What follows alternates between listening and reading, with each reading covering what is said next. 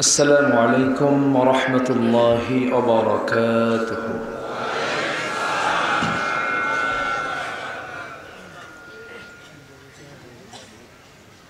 إن الحمد لله الأكرم الذي خلق الإنسان وكرم وعلمه من البيان ما لم يعلم،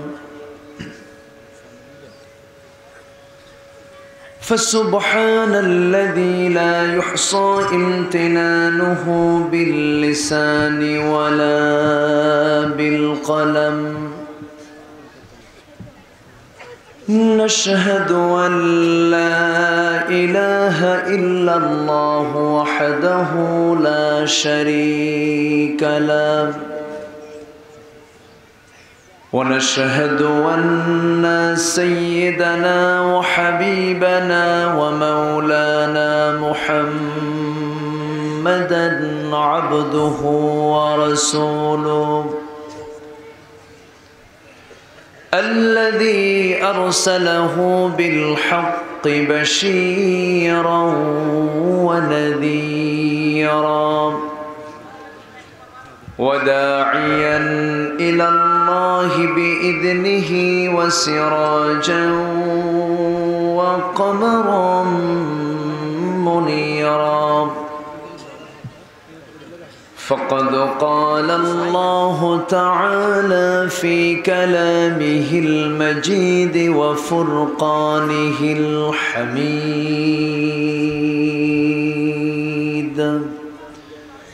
أعوذ بالله من الشيطان الرجيم. بسم الله الرحمن الرحيم.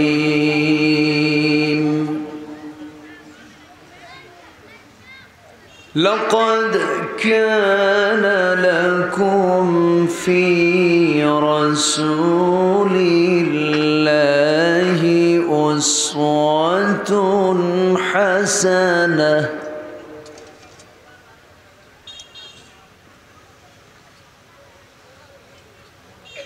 أسوة حسنة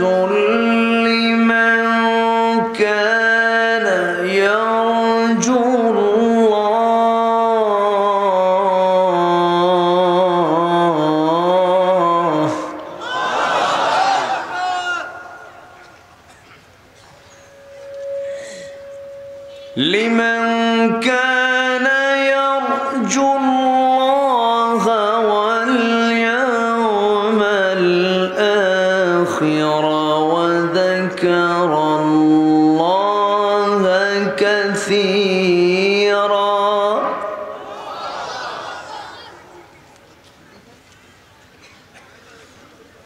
الله أكبر. بسم الله الرحمن الرحيم.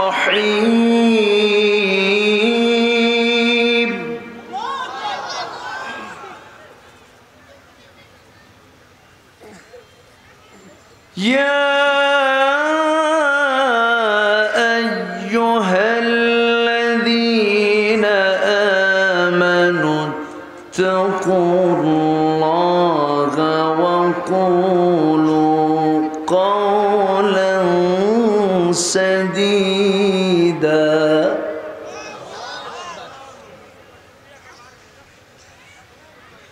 يصلح لكم أعمالكم ويغفر لكم ذنوبكم،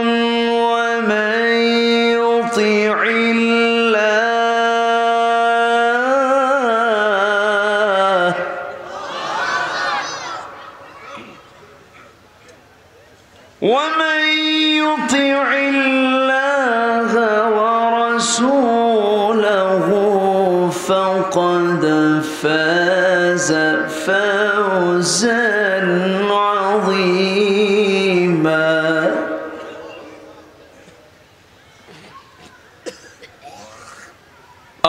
الله أكبر بسم الله الرحمن الرحيم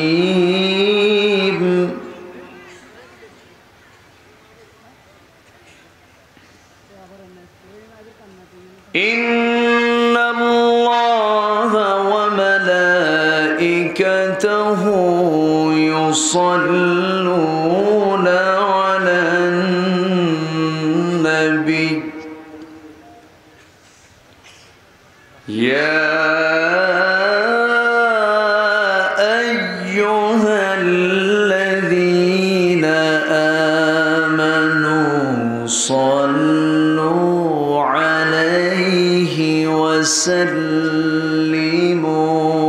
تسليما اللهم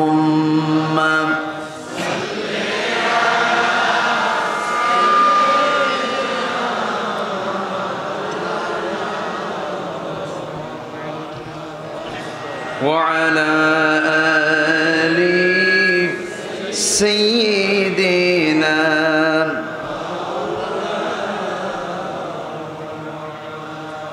একটু মোহাব্বত দিয়ে নবীর প্রেমে মাতোয়ারা হয়ে জবান খুলে উচ্চ আওয়াজে সবাই বলুন আল্লাহুম্মা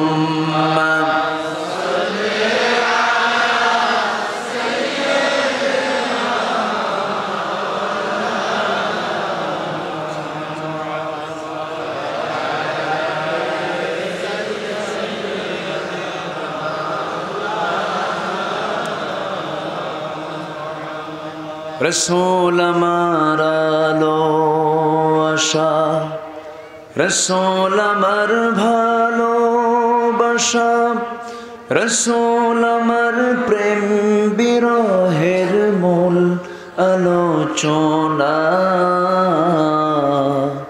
রসূল আমার কাজে কর্মে অনুপ্রেরণা আল্লাহুম্মা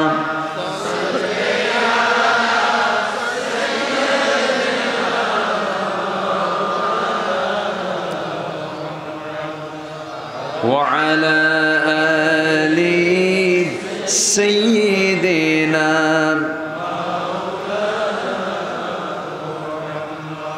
সবাই বলুন বালাগাল উলা বিকামালিহি কাশাফাত তুজা বিজামালিহি حسنت جميع خصاله صلوا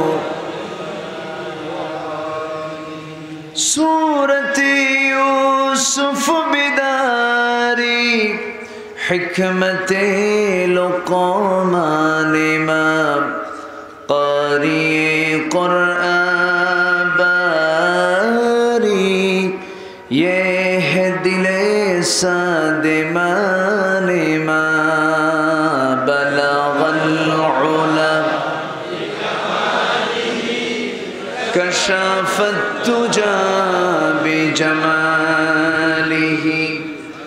حسنت جميع خصاله صلوا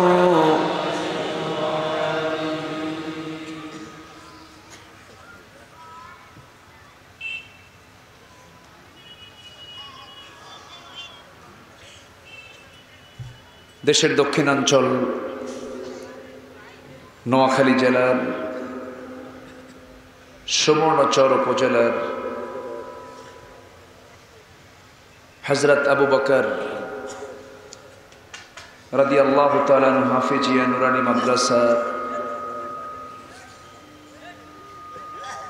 মাহফিল ইন্তেজামিয়া কমিটি কর্তৃক আয়োজিত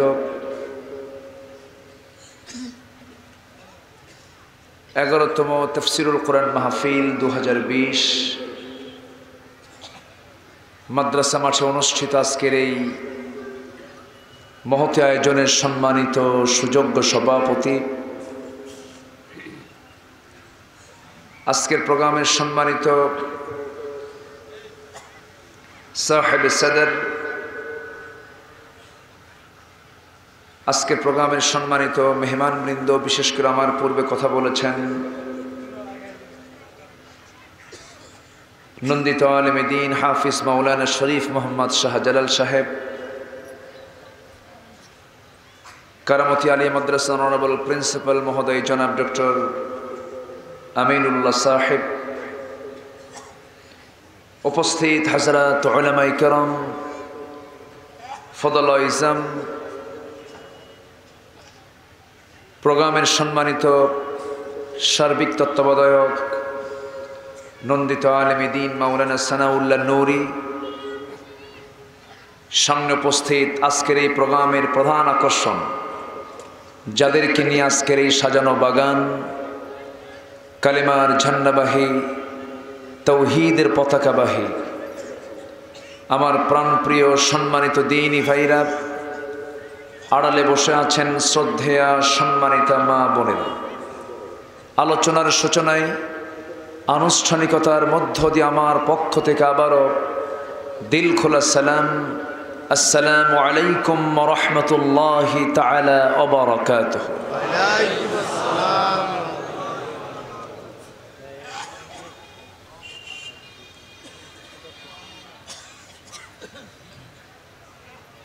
সালামের জবাব শুনে একটু মনে হচ্ছে আপনারা খুবই ক্লান্ত হয়ে পড়েছেন। আসসালামু আলাইকুম ওয়া রাহমাতুল্লাহি ওয়া বারাকাতুহু। সবাই কেমন আছেন? আলহামদুলিল্লাহ। ওইলাফ আব্দুল্লাহ আল আমিন, খুব সুন্দর। ভালোবাসি না? ভালোবাসা দিবস তো সামনে আসতেছে, খুব সুন্দর। বলি আলহামদুলিল্লাহ। বসুন। আমরা আল্লাহর শুকর আদায় করি যে মহান আল্লাহ সুবহানাহু ওয়া তাআলা আমাকে আপনাকে সারাদিনের সকল কাজকর্মের ইতি টেনে ক্লান্ত শ্রান্ত দেহটাকে স্বস্তি দেওয়ার জন্য আমরা যখন বিছানায় চলে যাব, ঠিক সেই মুহূর্তে আমরা বসে আছি কোরআনের টানে, দ্বীনের আকর্ষণে, যিনি আমাকে আপনাকে এমন একটি বরকতপূর্ণ জায়গা আসার বসার তৌফিক দিলেন। শুকর আদায় করছি, মুহাব্বাতান জোরালো কণ্ঠে বলে উঠছি আলহামদুলিল্লাহ। সবাই চিৎকার মেরে বলছে আল্লাহুম্মা ইন্নী আসআলুকা আল হুদা ওয়াত তুকা ওয়াল আফাফা ওয়াল গিনা। সবাই বলি আল্লাহুম্মা লাকা আসলামতু ওয়া বিকা আমানতু ওয়া আলাইকা তাওয়াক্কালতু ওয়া ইলাইকা আনাবতু ওয়া বিকা খাসামতু। আমরা আল্লাহ তাআলার শুকর আদায় করে নিলাম। সম্মানিত হাজিরিন, আমি গত বছর এখানে এসেছিলাম। সূরাতুল হজের সর্বশেষ আয়াত ৭৮ নম্বর আয়াত থেকে আমি কথা বলেছিলাম।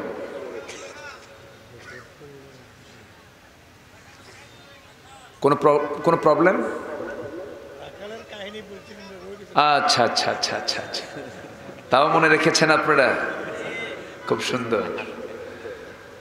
আমি এবছর আলোচনার সূচনায় ৩৩ নম্বর সূরার প্রথম দিকের একটি আয়াত এবং শেষ দিকের দুটো আয়াত আমি তেলাওয়াত করেছি। এই কটি আয়াতকে সামনে রেখে আমি কিছু কথা উপস্থাপন করতে চাই। ধৈর্যের মানসিকতা নিয়ে আল্লাহ পাক সবাইকে শোনার তৌফিক দান করুন এবং আমাকেও আমলের নিয়তে বলার তৌফিক দান করুন। সম্মানিত হাজিরিন, আমরা যে স্থানে বসে আছি সে স্থানটা নিঃসন্দেহে একটি রহমতের জায়গা। কোনো সন্দেহ আছে? কোনো সংশয় আছে? এখানে বসলে রহমত আছে না নাই? বরকত আছে না নাই? গুনাহ মাফ আছে না নাই? গুনাহ হওয়ার সম্ভাবনা আছে? গুনাহ হওয়ার সম্ভাবনা নেই, এমন একটি জায়গা আমরা বসে আছি। সম্মানিত ভাইয়েরা, আমরা কোরআন শুনতে এসেছি। কোরআন তো আমার আপনার কারো না, কোরআনটা কার? কার জন্য দিয়েছেন? আমাদের জন্য দিয়েছেন, কিন্তু মূলত কথাগুলো কার? আল্লাহ পাকের কথা। সেই মহান রবের কথা আমরা শুনতে এসেছি, আমরা ভাগ্যবান। কিন্তু কোরআন শুনতে বাধা সৃষ্টিকারী লোক এখনো আছে না নাই? আচ্ছা, কোরআন নিজেও শুনতে চায় না, পড়তে চায় না, অপরকেও শুনতে দেয় না, বরঞ্চ বাধা দেয়। আছে না নাই? আচ্ছা, সম্মানিত ভাইয়েরা, খেলা যদি চলে, ক্রিকেট চলে, ফুটবল চলে, আদার্স সব খেলাই চলে, এরপরে নাচ চলে, গান চলে, বাজনা চলে, বয়াতিদের বাউল চলে, আছে না নাই? সবই চলে। কোরআনের তাফসীর মাহফিল, এটা যে গভর্নমেন্ট বন্ধ করে দিয়েছে তা না, গভর্নমেন্ট মাদ্রাসার পক্ষে। তার বড় প্রমাণ হলো কওমি মাদ্রাসার সনদের স্বীকৃতি তারা দিয়েছে, আলহামদুলিল্লাহ।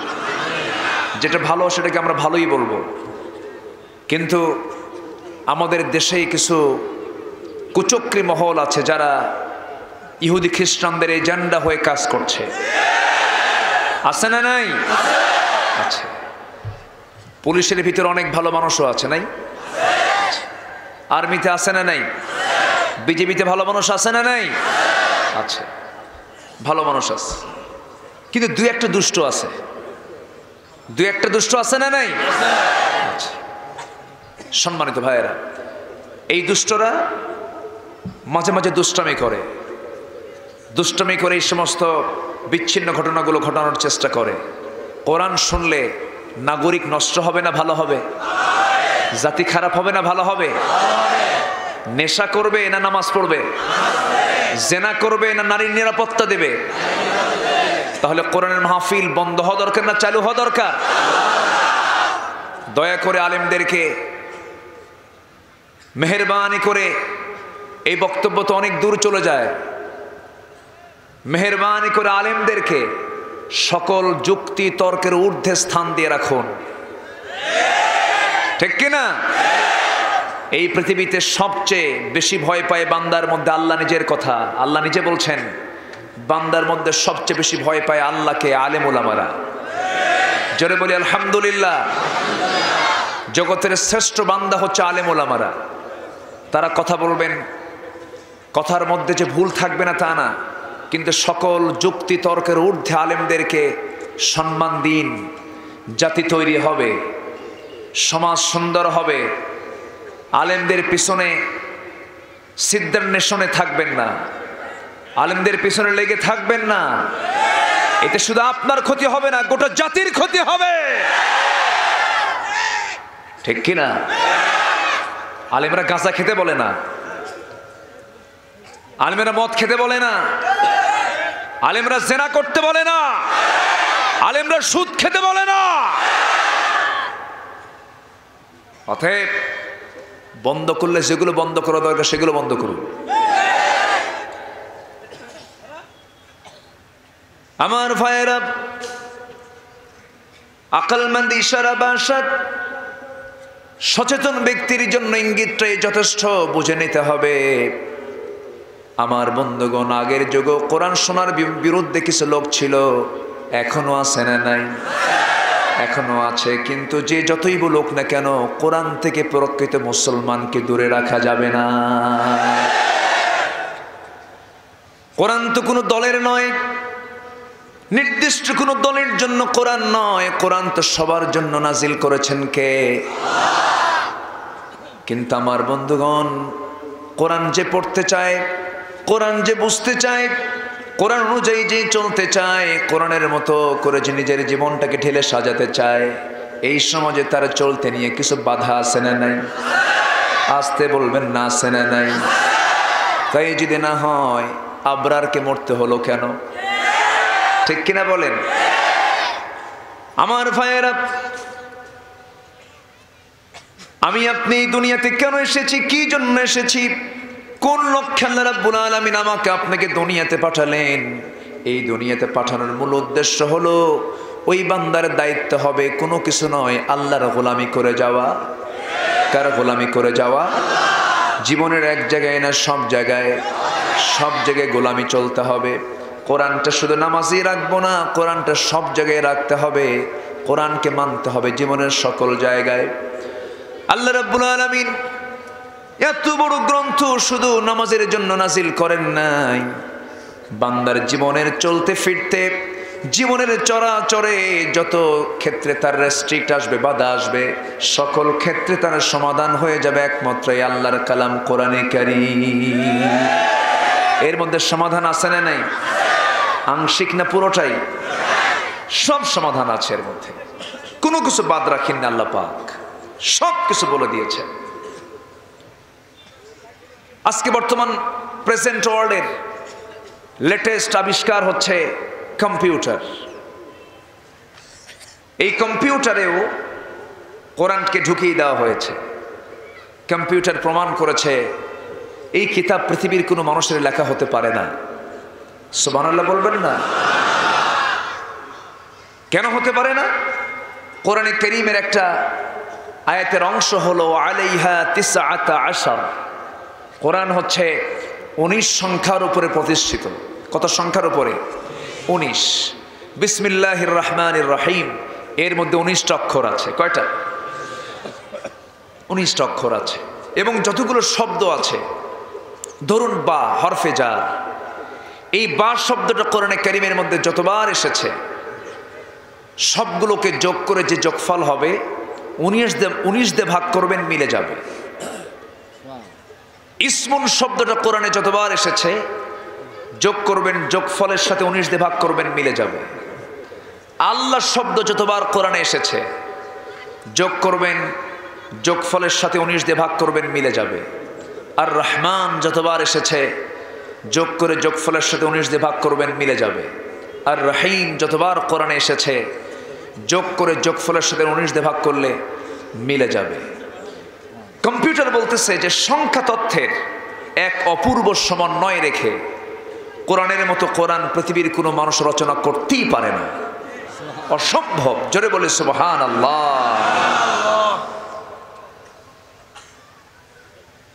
কোরআন নাজিলের আগে বিজ্ঞান এই আধুনিকতার পর্যায়ে আসে নাই, বরঞ্চ কোরআনই বিজ্ঞানের দ্বারকে খুলে দিয়েছে।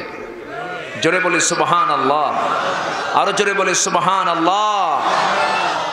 মুকাম্মিলে নিজামে হায়া, কোরআন হচ্ছে পরিপূর্ণ ভারসাম্যপূর্ণ একটা জীবন বিধানের নাম। এর মধ্যে সকল দিক এবং সাইট আছে না নাই বলেন তো? আছে। আমার ভাইয়েরা একটু কান লাগান, মনোযোগ দিয়ে শোনার চেষ্টা করুন। রাত একটু গভীর হলেও ঘড়ির দিকে আজকে আমরা তাকাবো না। রাজি আছেন তো সবাই? আমার সঙ্গে সবাই থাকতে রাজি আছেন? আমাকে সময় দিবেন? আল্লাহ কবুল করুন। জোরে বলি আল্লাহুম্মা আমিন। আমার ভাইয়েরা, সকল কিছুর শান্তি নিরাপত্তা নিশ্চিত করার জন্য আল্লাহ রাব্বুল আলামিন এই কিতাবটা দিয়েছেন। সবচেয়ে বড় দয়া করে আল্লাহ বান্দাকে যত নিয়ামত দিয়েছেন, নিয়ামতের বর্ণনা সবচেয়ে বেশি আছে সূরা রহমানের ভিতরে। আল্লাহ রাব্বুল আলামিন সেই সূরা রহমানের ভিতরে নিয়ামতের একটা একটা করে বর্ণনা করে বান্দাকে প্রশ্ন করেছেন, ফাবিআইয়ি আলা'i রাব্বিকুমা তুকাযযিবান।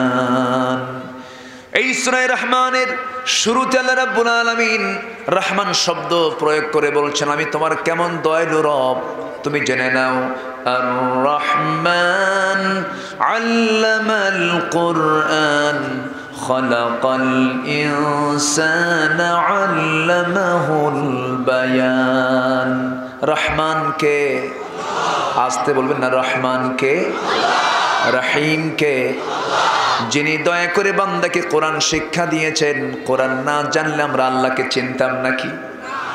কোরআন না পেলে আমরা রাসূলকে চিনতে পারতাম না। কোরআন না আসলে আমরা আল্লাহকে বুঝতে পারতাম না।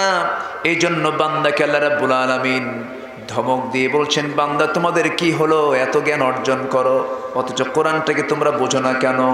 আফালা ইয়াতাদাব্বারুনাল কুরআন আম আলা কুলুবিন আকফালুহা। জোরে বলুন আল্লাহু আকবার।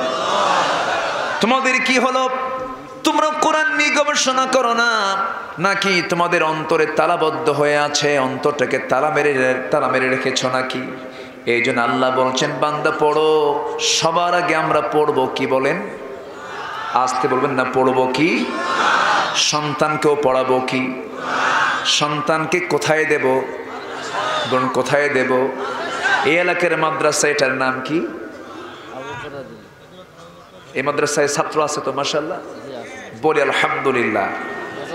আমার নূরি ভাই মাঝে মাঝে চট করে ফোন দেন, ফোন দিয়ে বলেন কেমন আছেন, সব ঠিকঠাক আছে তো? খুব মিষ্টি মনের মানুষ, হৃদয় অনেক বড় হৃদয়ের মানুষ, বলি আলহামদুলিল্লাহ। এগুলো মাদ্রাসা কমা দরকার না বাড়া দরকার?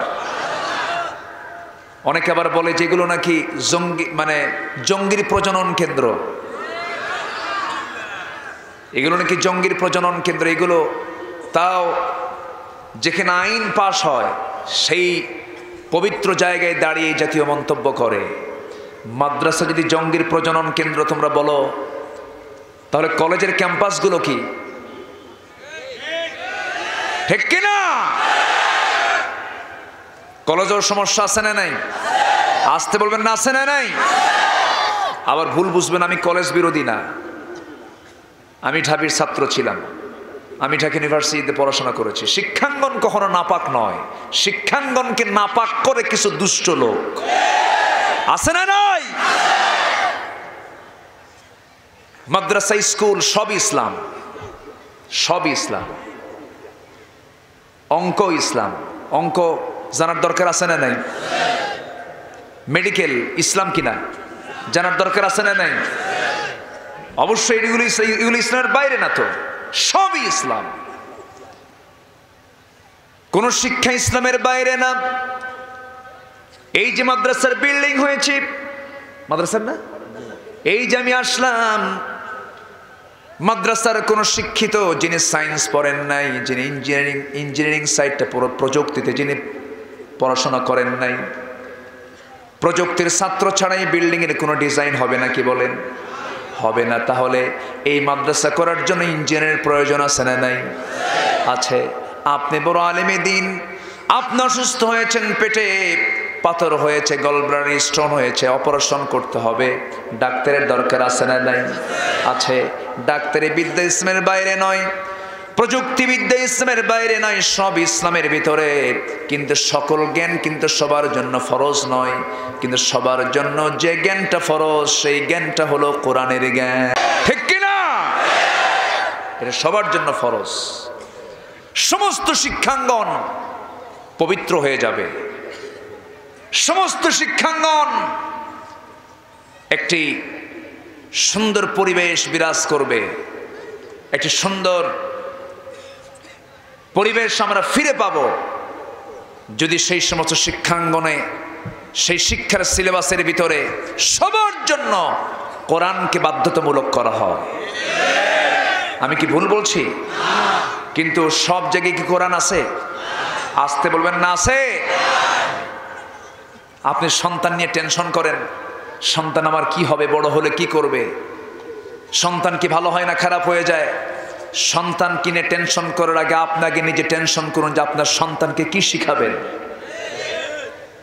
আমি চোখ বন্ধ করে বলে দিচ্ছি আপনাকে, আপনার সন্তানের সিনার ভিতরে 30 পারা কোরআন তুলে দেন, আপনার সন্তানের হাতে কোরআন নামক এই গাইডলাইন তুলে দেন, আপনার সন্তানকে এই কোরআনই পাহারা দেবে। সম্মানিত ভাইয়েরা, এই জাতির চারিত্রিক ধস এত নিম্নগতি হওয়ার মূল কারণ হলো আসল শিক্ষা থেকে জাতি বঞ্চিত, ঠিক কিনা? আসল শিক্ষা থেকে বঞ্চিত, আসল আদর্শ থেকে বঞ্চিত। সকল আদর্শ ছেড়ে দিয়ে আমাদের ফিরে আসতে হবে আমার আদর্শের দিকে, এমন চরিত্রের দিকে যার চরিত্রই ছিল কোরআন। তিনি হচ্ছেন মুহাম্মদুর রাসূলুল্লাহ। মুহাম্মাদুর রাসূলুল্লাহ। আমি যেখান থেকে তেলাওয়াত করেছি সে আয়াতের দিকে আমি ধীরে ধীরে ফিরে যাচ্ছি।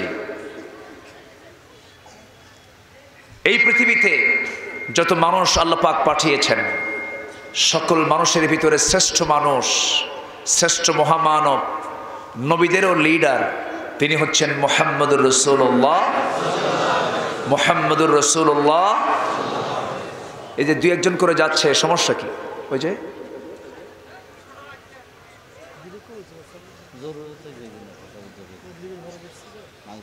অনেক প্রবলেম। আমি কি দোয়া করে দেবো তাহলে? তাহলে কেউ যাবেন না, আমরা সবাই থাকবো। আমি যখন মক্কা মদিনায় থাকি, মক্কা মদিনায় তখন যখন হারামে ঢুকি, আমি হারাম অর্থাৎ হ্যাঁ মসজিদে হারামের দিকে যখন ঢুকে পড়ি, তখন জোহরের নামাজের সময় চলে যাই।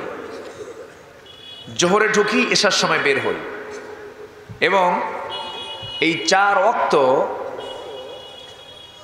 মানে যারা ওখানে গেছেন বুঝতে পারবেন, ওখানকার হাম্মাম খানাও কিন্তু দূরে দূরে। পানিটা পরিমাণ মতো খাই, খাবারটা পরিমাণ মতো খাই, কারণ পানি খাইতে নিয়ে আগে চিন্তা করতে হবে এটা তো আবার ছাড়তে হবে, ঠিক আছে না? এটা তো মাইনাস করতে হবে। তো ওখানে আমি চেষ্টা করি যে জোহরের সালাতে যেন ঢুকে এশার নামাজ যেন পড়ে আসতে পারি। এরকম নিয়ত করে ঢুকলে কি একসঙ্গে 7 জগ পানি খাইলে হবে? বেশি করে খাবার খাইলে হবে? হবে না। মাহফিলে যখন আসবো আমরা একটু চিন্তা করবো যে মাহফিলে যাচ্ছি, ওঠা যেন না লাগে। 3, 4, 6, 7 গ্লাস যদি খাই তাহলে তো ওঠা আর বসাই তো কামাবো, তাই না? সবাই বসুন, কেউ উঠবেন না, কেউ নড়াচড়া করবেন না, আমরা থাকবো, বেশি সময় নেব না আমি। আল্লাহ পাক সবাইকে কবুল করুন, জোরে বলি আল্লাহুম্মা আমিন। সম্মানিত ভাইয়েরা, আমার নবীজি ইন্তেকাল করেছেন।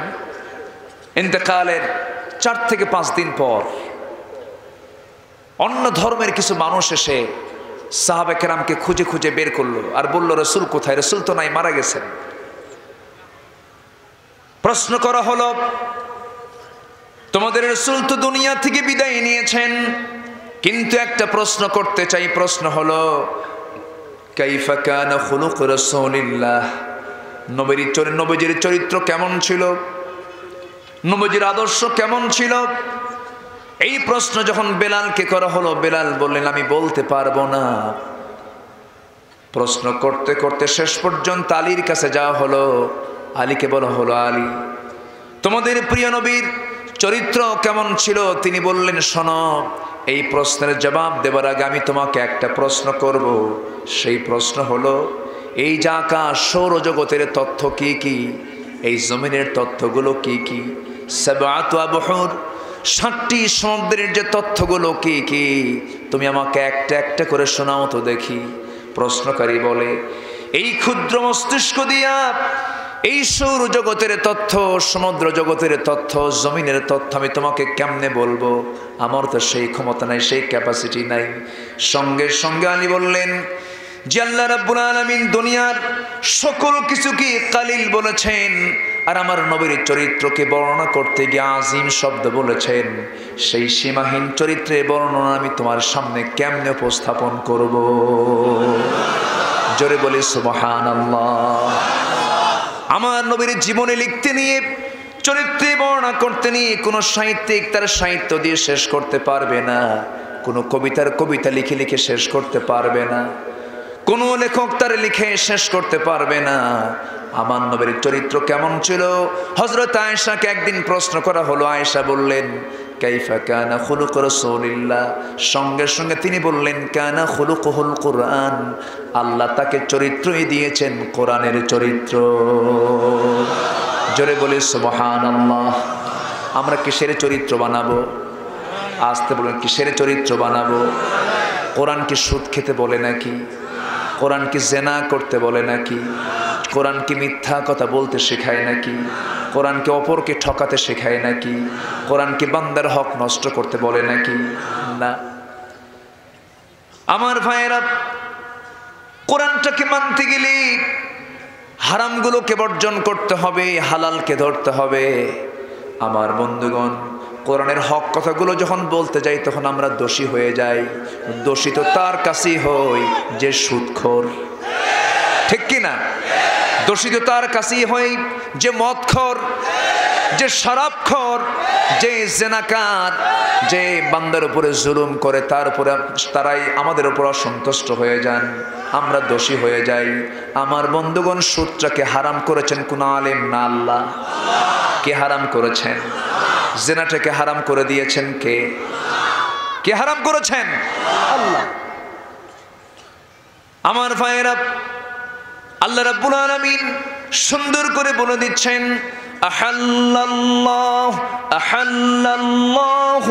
বাই'a ওয়া হাররামার রিবা লা তা'কুলুর রিবা আযআফান মুদাআফা ওয়াত্তাকুল্লাহা লাআল্লাকুম তুফলিহুন। জোরে বলি আল্লাহু আকবার। আল্লাহ ব্যবসাকে করেছেন হালাল, সুদকে করে দিয়েছেন হারাম। তোমরা চক্রাহারে ডাবল ডাবল করে সুদের কারবার করো না।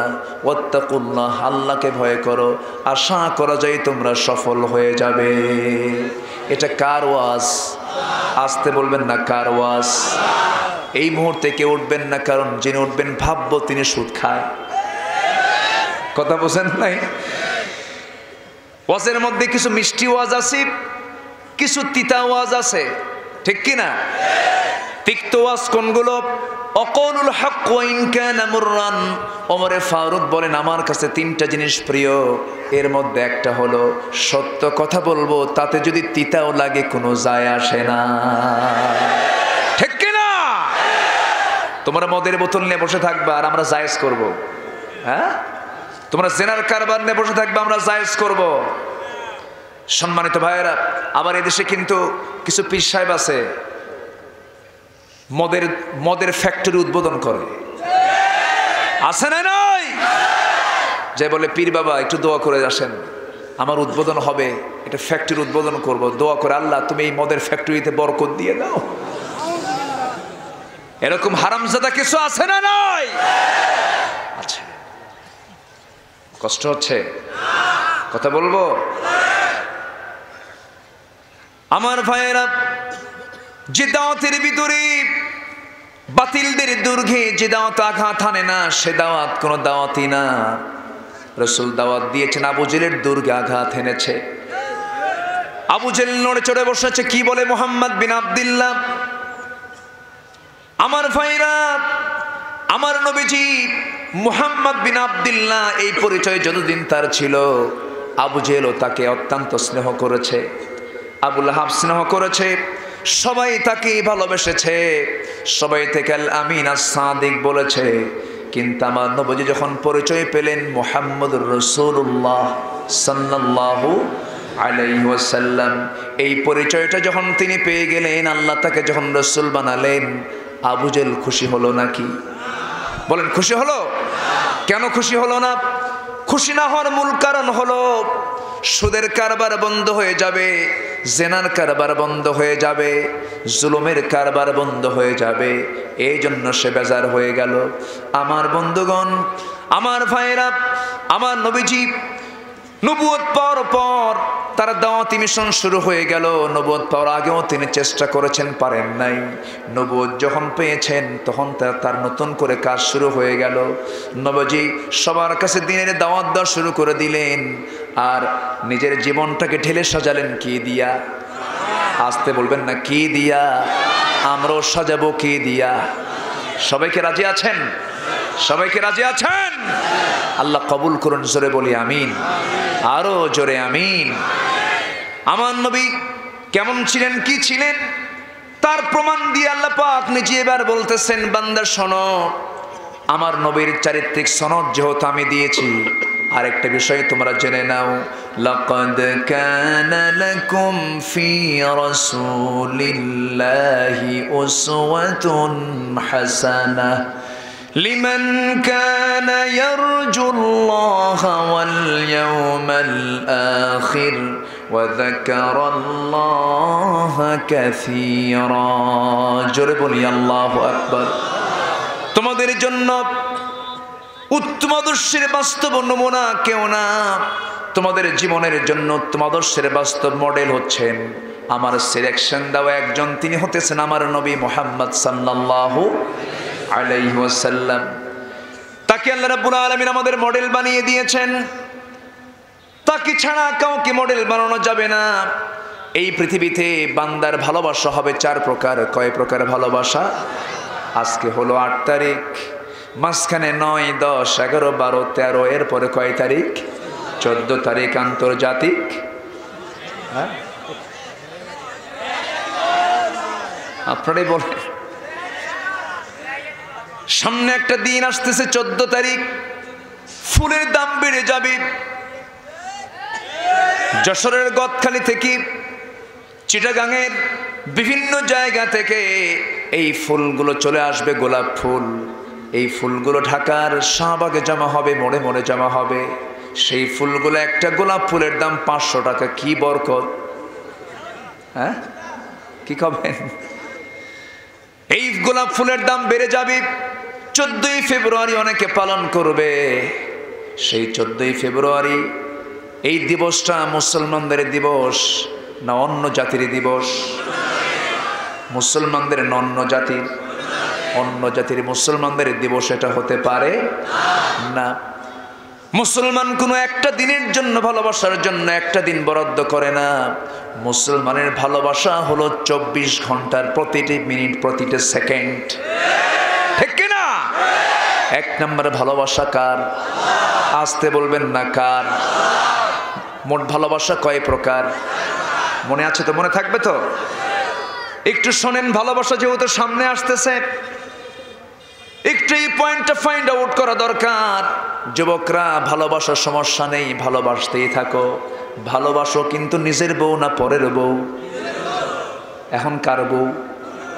পরকিয়া, মানে পরের কাম করে আসে। নিজের কাম নিজে করো, নিজের স্ত্রীকে চাষাবাদ করো, নিজের সংসার গড়ে তোলো।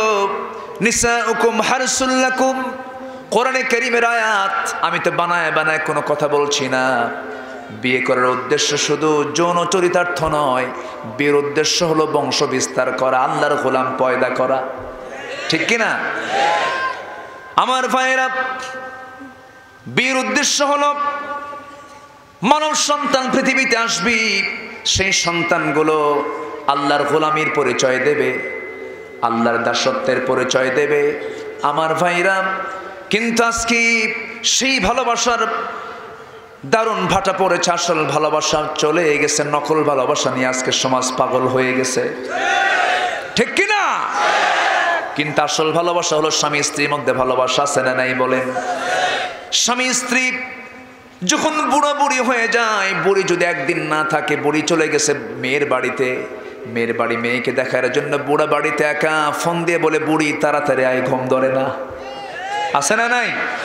বুড়ারা আছে না? বুড়া নাই? অনেক বুড়াই আছে। আছে না নাই? আচ্ছা, এই যে বুড়া বয়সী বুড়া বুড়িকে বারবার ডেকে ডেকে বলতে চায়, তুই মেয়ের বাড়ি গেছিস, আমি তোরে ছাড়া ঘুমাতে পারছি না। এটা কিন্তু যৌনের টান নয়, এটা হলো মোহাব্বতের টান। জোরে বলি সুবহানাল্লাহ। এই টান কিন্তু যৌন ক্ষুধা নয়। এই টানটা আল্লাহ পাক ন্যাচারাল পয়দা করে দিয়েছেন। বুড়া বুড়িকে ছাড়া চলে না, বুড়ি বুড়া ছাড়া চলে না। মরিচ পাকলে পরে ঝাল কমে না, বাড়ে? বলেন বলেন বলেন। মরিচ পাকলেই তো ঝাল বাড়ে। মানুষের বয়স যত বাড়তে থাকে তত মোহাব্বতটা বাড়ায় দেন কে? বুড়া যখন মরে যায়, বুড়ির কান্না থামে না। বুড়ি যখন মারা যায়, বুড়ার কান্না থামে না। আমার দাদার কথা মনে আছে। আমার দাদা যখন মারা গেলেন, দাদি আমাকে ধরে বলে, দাদারে, তোর তো দাদা চলে গেল, আমার কাছে যেন মনে হচ্ছে আমার অর্ধেক হায়াত চলে গেল। তাকায় দেখি আমার দাদির চোখে পানি, সন্তানগুলোর দিকে তাকায়, স্বামীর কথা মনে করে। এই যে একটা টান, এই যে একটা হৃদ্দিক ভাব, এই ভাবটা হলো পবিত্র সম্পর্কের কারণে। অপবিত্র সম্পর্ক কখনো আসল ভালোবাসায় রূপ দিতে পারে না। ঠিক কিনা? 14ই ফেব্রুয়ারি পবিত্র না অপবিত্র? পাক না নাপাক? কত যুবতীর যৌবন চলে যাবে সেদিন, সতীত্ব নষ্ট হবে সেদিন, ঠিক কিনা? আমরা এগুলো বললে দোষ হয় না, মানে ওয়াকাম কোকাম করার জন্য আমরা জায়েজ করব। আমার ভাইয়েরা, এই নোংরামি গুলো আজকে সমাজে ছেয়ে গেছে। কলেজের ক্যাম্পাসগুলো ছেলে মেয়ে দিয়ে ভর্তি। ছেলে মেয়ে হোক সমস্যা নেই, কিন্তু পর্দার দরকার আছে না নাই? কিন্তু জোড়ায় জোড়ায় যে বসে থাকে, কি জিকির করে, কিসের জিকির? গাছের গোড়ায় গোড়ায় জোড়ায় জোড়ায় ওই যে সকাল থেকে সন্ধ্যা পর্যন্ত কুটকুট করে বাদাম খায়, আর কোনো কথা বন্ধ হয় না। কি যে নেশা! সারাদিন ধরে সময়গুলো পার করতেছে, সকাল থেকে সন্ধ্যা পর্যন্ত সময় কাটে না, পার করতেছে টাইমগুলো। শিক্ষক সামনে দিয়ে যায় আর বলে ভালো কইরা করো, আমরাও করে আসছি। এরকম শিক্ষক লম্পট মার্কা আছে না নাই? আসতে বলবেন না, আছে না নাই? কোরআন থাকলে কি এগুলো হতো নাকি? আসতে বলবেন না, হতো নাকি? একটা ছেলে মাদ্রাসায় পড়ে, বাবা এসে বলতেছে হুজুর ছেলে কি মাদ্রাসায় দিলাম শখ করে, পিটায়া লুঙ্গি খুলে ফেলছে। বললাম জুব্বা ছিল নাকি? হ্যাঁ, তাহলে জায়েজ আছে। কি কথা বলছেন? সন্তান যদি নামাজ না পড়ে, রাসূল বলেছেন বিলাসা, একটু লাঠির ভয় দেখাও, তাকে নামাজের জন্য তাকিদ দাও। শাসনের দরকার আছে না নাই? যুবক যুবতীগুলো ওই যে নোংরামিগুলো করবে, গাছের গোড়ায় গোড়ায় বসবে। আল্লাহ পাক সেই সময় বলছেন মিয়াতা জালদা, কি করো? মিয়াতা জালদা। যদি জেনার কাজে লিপ্ত হয়ে যায় 100 দৌড়া মার, পিটায়া সোজা করে ফেল। একটা জেনাকারের শাস্তি যদি সমাজে চালু করা হয়, 100 দৌড়া যদি সবার সামনে মারা হয়, কোন যুবক কোন যুবতীর দিকে তাকানোর সাহস পাবে না, ঠিক কিনা? কিন্তু আপনার সামনে ঝুলায় রাখবেন, অর্ধলগ্ন করে একটা মেয়েকে রাখবেন। এই জায়গায় অবশ্যই ফিতনার আশঙ্কা আছে না নাই? বলেন, আসতে বলবেন না, আছে না নাই? আল্লাহ মুহাম্মদ শফির তেঁতুল দিয়ে উদাহরণটা কি, কত কি করা হলো, তাকে তেঁতুল হুজুর বানায় দিল, ঠিক কিনা বলেন? কিন্তু কথা কিন্তু আসলেই ঠিক, ঠিক কিনা বলেন? ঠিক কিনা? যখন কোনো মহিলা হেঁটে যায়, অর্ধলগ্ন হয়ে যায়, যুবকরা ছায়া থাকে না? ছায়া থাকে না? আওয়াজ খুব কম হচ্ছে, মনে হয় যে ছায়াই থাকে না। ছায়া থাকে না? দেখার ইচ্ছা হয় না? হ্যাঁ, এখন আবার আওয়াজ স্লো হয়েছে। দেখার ইচ্ছা তো হবেই, কিন্তু দেখা যাবে না। দেখার ইচ্ছা হয় না? হয় কেন? আল্লাহ পাক আকর্ষণ করে দিয়েছেন। কি করে দিয়েছেন? আকর্ষণ। দেখার তো ইচ্ছা হবেই, দেখার ইচ্ছা হয় না? কিন্তু দেখার ইচ্ছা হতে হবে নিজের বউ, অন্যের বউ দেখার ইচ্ছা হওয়া যাবে না। নিজের বউয়ের দিকে আমি যদি তাকাই, আল্লাহ আমার আমলনামায় সওয়াব দিয়ে দিবেন। আপনার বউয়ের দিকে আপনি তাকান, আমার বউয়ের দিকে আমি তাকাই, সওয়াব না গুনাহ? আসলে সওয়াব না গুনাহ? আবার কিছু কিছু স্বামী আছে বউকে অর্ধলগ্ন করে হুন্ডার পিছনে তুলে গোটা শহর ঘুরে বেড়ায়। বন্ধু বান্ধবদেরকে দেখলে বলে, বন্ধু দেখো তো বউটা তোমার ভাবিটা কেমন হয়েছে? খুব কেমন? বলে খুব সুন্দর, নাইস। আছে না নাই? বউকে নিজস্ব না জাতীয়? বলেন, বউ কি জাতীয় না নিজস্ব? নিজস্ব সম্পদ না জাতীয় সম্পদ? আর হুন্ডার পিছনে যারা ঘুরায় তারা কি মনে করে, নিজস্ব না জাতীয়? আমিও দেখি, তোরা ভাগ করে দেখ, ভাগাভাগি কর। লম্পট এগুলো চরিত্রহীন। নিজের বউ নিজে দেখ, তুই দেখাবি কেন? ঠিক কিনা? আবার কিছু বেয়াদব বাপ আছে, অসভ্য। কুমারী মেয়েকে মঞ্চে উঠায় দিয়ে বলে, মা তুমি নাচো। মেয়ে নাচে আর বাপ তালি মারে। তোদের কাছে কোরআন ভালো লাগবে না, ঝাঁটা পেটা করা দরকার এদেরকে। রাজি আছেন কারা কারা? হাত উঁচু করে দেখা।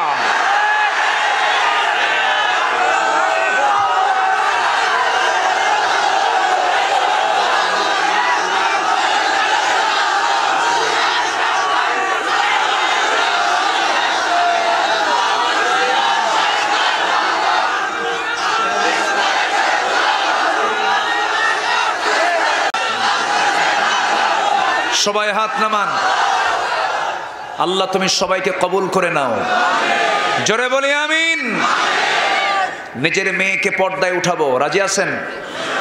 নিজের স্ত্রীকে পর্দায় রাখবো, রাজি আছেন? নিজের মেয়েকে পর্দায় রাখবো, রাজি আছেন? নিজের পরিবারকে আমরা ঠিক রাখার চেষ্টা করি। আমরা যে সময় অতিক্রম করছি সময়টা ভালো না। এই সময়ে ঈমান টিকে রাখা সহজ না কঠিন? সহজ না কঠিন? এর মাঝেই টিকে রাখতে হবে, ঠিক কি না? টিকে রাখতে হবে। আদর্শের দিকে ফিরে যেতে হবে। একজন মানুষের আদর্শ, তিনি হচ্ছেন মুহাম্মদুর রাসূলুল্লাহ। ভালোবাসা কয় প্রকার? আসতে বলবেন না, কয় প্রকার? এক নাম্বার কার জন্য? সবচেয়ে বেশি ভালোবাসবো আমরা কাকে? তিনি কি আমাকে কম বাসেন? কম ভালোবাসেন? যে আকাম কুকামগুলো আমরা করি, আল্লাহ যদি আমাদের মতো রাগ রাখতেন, সব তো ছাই, সব শেষ, ঠিক কি না? আল্লাহর মারতে কি সময় লাগবে? 5 মিনিট অক্সিজেন নাই, থাক। আছে কেউ থাকবে? কেউ বাঁচবে? বাঁচবে না। আল্লাহ অক্সিজেন দিয়ে দিয়েছেন, একটা সেকেন্ডের জন্য অক্সিজেন আল্লাহ রাব্বুল আলামিন বন্ধ রাখেন না। সবার নাকে খাবার চলে আসে, ভাত আগে না অক্সিজেন আগে? কোনটা আগে বলেন? ভাত 3 দিন নাই বাঁচবো, কিন্তু অক্সিজেন 3 মিনিট নাই, বাঁচবো? কোনটা আগে দরকার? অক্সিজেন আগে দরকার। অক্সিজেন নাই, আমার শ্বাস প্রশ্বাস চলবে না, বন্ধ হয়ে যাবে। আল্লাহ যে রাজ্জাক, আল্লাহ যে খাওয়ান, তার বড় প্রমাণের চাইতে আর কি আছে? সৌদির একজন নাগরিক হঠাৎ করে বয়স 80 বয়স, হঠাৎ করে সেন্সলেস হয়ে জমিনে পড়ে গেছে। হসপিটালে ভর্তি করে দিয়েছে। ভর্তি করে দেওয়ার পর 2 দিন পর উনি সুস্থ হয়েছেন। রিলিজ নিয়ে তিনি আসবেন। হসপিটাল কর্তৃপক্ষ তার হাতের ভিতরে চিরকোট ঢুকিয়ে দিয়েছে। হসপিটালের বিল কত হয়েছে সেই বিল পেমেন্ট তার হাতে দিয়েছে। সেই বিল পেপারটা দিয়েছে, কাগজটা হাতের মধ্যে নিয়ে দেখে 24 ঘন্টার জন্য অক্সিজেন বিল হয়েছে 28,000 টাকা। এই বিলটা দেখে বুড়া লোকটার চোখে পানি টলমলো করছে, চোখের পানি বের হচ্ছে বারবার, দাড়িগুলো ভিজে যাচ্ছে। ডাক্তার বলতেছে, ও চাচা, মনে হয় আপনার সমস্যা, টাকার মনে হয় সমস্যা হতে পারে, আর্থিক ক্রাইসিস হলে আপনি কোনো টেনশন করবেন না, আপনাকে বিলটা দিতে হবে না, আমি আপনাকে মুক্ত করে দিলাম। বুড়া লোকটা বলতেছে, ও ডাক্তার মশাই, আল্লাহর কসম করে বলি, টাকার জন্য আমি কাঁদতেছি না, আমি কাঁদতেছি তোমরা আমাকে 24 ঘন্টা কৃত্রিম অক্সিজেন দিয়েছ, তার বিলটা যদি 24 ঘন্টা 28,000 টাকা হয়, আমার আল্লাহ যে 80 বছর ধরে 24 ঘন্টাই করে আমাকে অক্সিজেন দিলেন, একটা টাকাও তো আমার আল্লাহ কোনোদিন চাইল না। জোরে বলি সুবহানাল্লাহ। আল্লাহ আমাকে ভোলেন না, কিন্তু আমি আল্লাহকে ভুলে যাই। আল্লাহকে আমার মনে থাকে না, কারণ মনে থাকলে পরে বান্দা গুনাহ করবে নাকি? আল্লাহকে মনে রাখলে পরে বান্দা গুনাহ করার কোনো ক্ষমতা আছে নাকি? বান্দা গুনাহ করা মানে সে আল্লাহকে ভুলে যায়। গুনাহ করা মানে আল্লাহকে সে ভুলে যায়। গুনাহ করা মানে সে আল্লাহর আইন সম্পর্কে অবহেলা প্রদর্শন করে। আমার বন্ধুগণ, গুনার দিকে যাওয়া যাবে না। আল্লাহ সব গুনাহ মাফ করবেন, কিন্তু বড় বড় গুনাহগুলো মাফ করবেন না। বড় বড় গুনাহগুলো কি শুনবেন? সবাই শুনবে। ওইদিকে ভালোবাসা কয় প্রকার, এইদিকে বড় বড় গুনাহগুলো শুনবেন। আজকে শুনবেন নাকি? সব আজকে খুব সুন্দর বলি আলহামদুলিল্লাহ। বড় বড় গুনাহ কি? বড় বড় গুনাহ আল্লাহ রাব্বুল আলামিন সুন্দর করে এক জায়গায় বলছেন সূরা নিসার ভিতরে, ইন তাজতানিবু কাবাইরা মা তুনহাউনা আনহু নুকাফির আনকুম সাইয়্যাতিকুম ওয়া নুদখিলকুম মুদখালান কারীমা। জোরে বলি আল্লাহু আকবার। ও ঈমানদারেরা, তোমরা যদি বড় বড় গুনাহ থেকে নিজেকে গুটিয়ে রাখতে পারো, নিজেকে পরহেজ রাখতে পারো, ছোট ছোট গুনার দিকে আমি তাকাবই না, সব মাফ করে দেব। জোরে বলি সুবহানাল্লাহ, জোরে বলি সুবহানাল্লাহ। আল্লাহ আমার প্রতি রহম কম করবেন না বেশি করবেন? বেশি করবেন, কিন্তু বড় বড় গুনাহ বেশি করা যাবে না। বড় বড় গুনার কাছেও যাওয়া যাবে না। বড় গুনাহগুলো কি? বড় গুনার যদি একটা লম্বা ব্যাখ্যা দিতে যাই 3 রাত 4 রাতেও শেষ হবে না। তবে যত বড় গুনাহগুলো আছে সব 3টা শ্রেণীতে বিভক্ত। 1 নম্বর হলো জুলুম, নম্বর 2 হলো ফুসুক, নম্বর 3 হলো ফুজুর। জুলুম কাকে বলে? জুলুম হলো হককে নষ্ট করে দেওয়া, হককে ভেঙ্গে চুরমার করে দেওয়া। আল্লাহর হক আছে না নাই? আসতে বলবেন না, আছে না নাই? পিতামাতার হক আছে না নাই? বান্দার হক আছে না নাই? এই হকগুলোকে নষ্ট করে দেবে যারা, আল্লাহ তাদেরকে কখনো মাফ করবেন? মাফ করবেন না। জুলুম কাকে বলে? জুলুমের রূপক যদি একটা ব্যাখ্যা দিতে যাই সহজেই বুঝবেন আপনারা। আমার মাথায় টুপি আছে, আমার নুরি সাহেবের মাথায় টুপি আছে, এই টুপিটার মাথায় থাকবে। টুপিটা মাথায় না দিয়ে যদি হাঁটুতে দেন তাহলে টুপির প্রতি কি হবে? জুলুম হবে। ঘড়িটা হাতে না দিয়ে যদি পায়ে দেন জুলুম হয়ে যাবে। জুতা পায়ে থাকে, জুতাটা পায়ে না দিয়ে যদি গলায় ঝুলান তাহলে কি হবে? জুলুম হয়ে যাবে। যেই কাজ যে জিনিস যে জায়গায় রাখা দরকার সেই জায়গায় না রেখে অন্য কোনো কোথাও রাখা মানে তার প্রতি জুলুম করা। আল্লাহর হককে নষ্ট করা মানে জুলুম করা, বান্দার হককে নষ্ট করা মানে জুলুম করা, পিতামাতার হক নষ্ট করা মানে পিতামাতার সঙ্গে জুলুম করা। পিতামাতার হক নষ্ট করার সন্তান বাংলার জমিনে একটাও নাই। আসতে বলবেন না, আছে না নাই? আছে সুবর্ণচরে এখানেও আছে। পিতামাতার হক নষ্ট করে কেন? পিতামাতা কি সেই জাতীয় জ্ঞান হয়তো বা তাকে জানানোই হয় নাই, সে বোঝে নাই, জানেই নাই।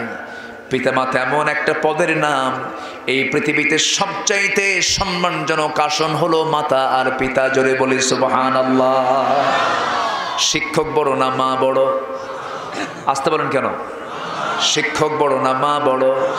শিক্ষক বড় না বাবা বড়? নেতা বড় না মা বড়? নেতা বড় না বাবা বড়?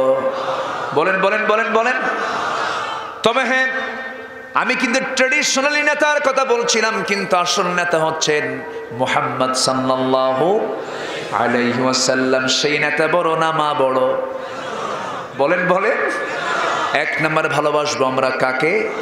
নাম্বার 2 হচ্ছেন মুহাম্মদ সাল্লাল্লাহু আলাইহি ওয়াসাল্লাম। আমার ভাইয়ের একটু কান লাগান। 1 রাত পেয়েছি, একটু একটু করে বলে আমি শেষ করার চেষ্টা করছি। কেউ উঠবেন না, ধৈর্যের পরিচয় দিয়ে শুনুন। আমার এই বসা আজকে জীবনের শেষ বসাও হতে পারে, আপনার শোনা আজকে জীবনের শেষ শোনাও হতে পারে, ঠিক কিনা? গত বছর এসেছিলাম, এই বছর এসেছি, মাঝখানে অনেক মানুষকে আমরা হারিয়ে ফেলেছি। কারো বাপ চলে গেছে, কারো মা চলে গেছে, কারো ভাই চলে গেছে। হয়তো গত বছর এই মাহফিলে অনেক শ্রোতা এসেছেন, আজকে তারা কবরের বাসিন্দা হয়েছে। একদিন আমিও চলে যাব রে ভাই, কিন্তু বড় বড় গুনাহগুলো করে যাওয়া যাবে না। পিতামাতার সঙ্গে নাফরমানি করা যাবে না, পিতামাতার সঙ্গে সুন্দর আচরণ করতে হবে। পিতামাতা যদি মুশরিক হয়, পিতামাতা যদি কাফের হয়, পিতামাতা যদি চরিত্রহীন হয়, ইন্টারফেয়ার কোনো সন্তান করতে পারবে না।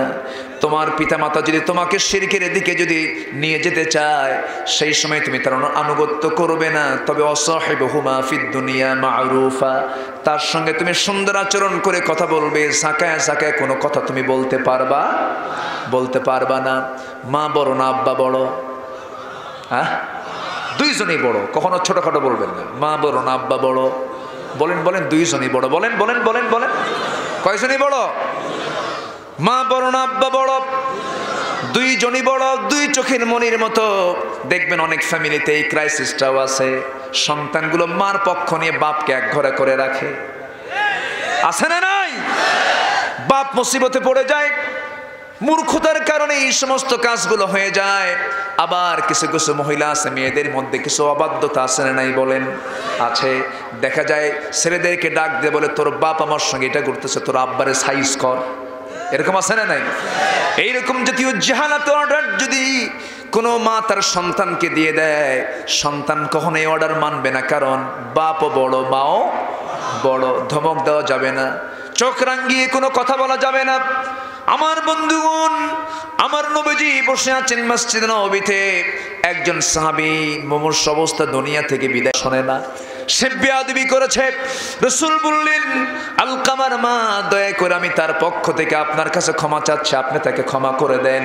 কেন আমি তাকে ক্ষমা করব না? রাসূল বারবার তাকে আর জিজ্ঞাসা করলেন না, কারণ রাগ করে একটা কথা বললেই সেটা আল্লাহর দরবারে মঞ্জুর হয়ে যাবে। কারণ মা তো এমন একটা মুখের নাম, বাবার মুখটা এমন একটা মুখের নাম, বাবার মুখ থেকে মার মুখ থেকে রাগ করে হোক খুশি হয়ে হোক যে কথা বের হয় সেটা আদালতের বিচারকের মতো, সেটা রায়ের মতো হয়ে যায়। কথা কি বোঝা যায়? বাপ মার মুখ থেকে কখনো বদদোয়া নেওয়া যাবে না। আদালতের বিচারপতি যেমন মুখ দিয়ে একটা বের করলে সেটা আইন হয়ে যায়, কার্যকর হয়ে যায়, ঠিক তেমনই কার্যকর আল্লাহ পাক করে দেন, সঙ্গে সঙ্গে মঞ্জুর হয়ে যায়।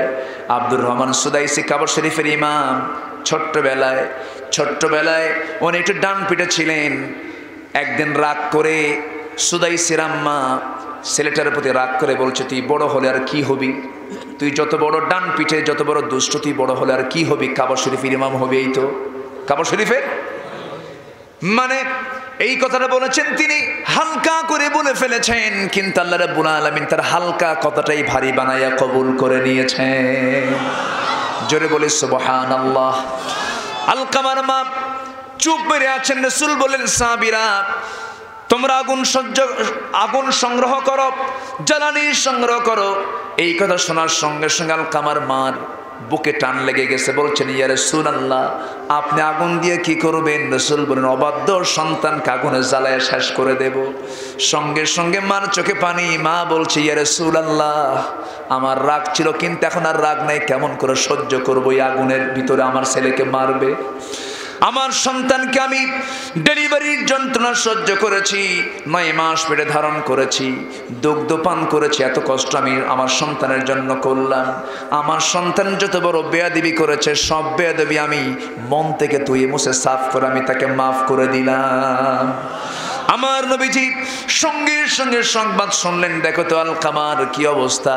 আলকামা দুনিয়া থেকে বিদায় হওয়ার পূর্বেই তার মুখ থেকে বের হলো, আশহাদু আল্লা ইলাহা ইল্লাল্লাহু ওয়াহদাহু লা শারীকা লাহু ওয়া আশহাদু আন্না মুহাম্মাদান আবদুহু ওয়া রাসূলুহু। আমার নবীজি এরকম করে একদিন ওয়াজ করতেছিলেন, অনেক সাহাবী সামনে বসা। আমার নবীজি এক সাহাবী কিরামকে লক্ষ্য করে ওয়াজ শুরু করবেন, এমন সময় এক সাহাবী সামনে দাঁড়ায় থেকে বলে, হুজুর আমি একটু কথা বলবো আপনাকে, আমার ওয়াজকে আপনি শুনবেন নাকি? রাসূল বলেন, সাহাবী তুমি কি বলবে বলো। রাসূল কাউকে কখনো মানা করতেন না, যখন কেউ কথা শুরু করতো মাঝপথে থামায় দিতেন না, তিনি শেষ পর্যন্ত শুনতেন, গুরুত্ব দিয়ে শুনতেন। সুবহানাল্লাহ, আরো জোরে কোন সুবহানাল্লাহ। এক সাহাবী বলে, ইয়া রাসূলুল্লাহ, আমি আপনার সামনে ওয়াজ করার তো কোনো হিম্মত আমার নাই, তবে একটা ঘটনা বলবো। হুজুর কি? জাহিলি যুগে আমি যখন ঈমান আনি নাই, আমি একটা মূর্তিকে দারুণ সম্মান করতাম, সেই মূর্তিকে আমার বুকে রাখতাম, মাথায় রাখতাম, সৌভাগ্যের প্রতীক মনে করি। এদিক সেদিক যাওয়ার পথে আমি তাকে সঙ্গে করে নিয়ে চলে যেতাম। আমি একদিন কোথাও যাচ্ছিলাম, কাছে ছিল মূর্তিটা, আমার পেশাবের চাপ আসলো, প্রকৃতির চাপ আসলো, সঙ্গে সঙ্গে করলাম কি, আমি ওটাকে সঙ্গী করে নিয়ে যাব, এটা বেয়াদবি হবে মনে করে উঁচু জায়গায় রেখে আমি শৌচ কার্য কমপ্লিট করে আসলাম। এসে ফিরে দেখি আমার সেই মূর্তিটার আপাদ মস্তক মাথা থেকে পা পর্যন্ত পানি দিয়ে ভেজা। আমি মনে মনে ভাবলাম, হুজুর এটা বুঝি রহমতের পানি। রাসূল মুস্কি মুস্কি হাসে। রাসূল বলতেছে, ও সাহাবী খুব মজার কথা বলতেছে, আবার বলো তো দেখি। এবার বলতেছে, হুজুর আমি বরকতের পানি মনে করে আমার জিহ্বা লাগায় দিলাম মূর্তির গায়ে। মূর্তির গায়ে জিহ্বা লাগানো মাত্র দেখি আমতা আমতা টক টক গন্ধ। নবীজি মুস্কি মুস্কি হাসি মারেন, সাহাবায়ে কেরাম দেখ হাসেন। আমার নবীজি হাসতেছেন। এমন সময় ওই সাহাবী বলছেন, ইয়া রাসূলুল্লাহ, আমি ভাবলাম আবার কিসের রহমতের পানি, সামনের দিকে তাকায় দেখি মিস্টার কুত্তা সামনের দিকে লেজটা ঝেড়ে ঝেড়ে যায়। নবীজি মুস্কি মুস্কি হাসি মারলেন, সাহাবায়ে কেরাম একটু আওয়াজ দিয়ে হাসলেন। আমার রাসূল বলেন, এরপরে তুমি কি করলা হুজুর? এমন রাগ উঠলো, ওই মূর্তিটার হাত পা ধরে চোখ বন্ধ করে এমন একটা আছাড় মারলাম, টুকরো টুকরো করে ফেলে আমি আমার আল্লাহকে চিনতে পেরেছি আপনার মাধ্যমে, আকাশের মালিক আল্লাহ তাআলাকে। জোরে বলেন সুবহানাল্লাহ।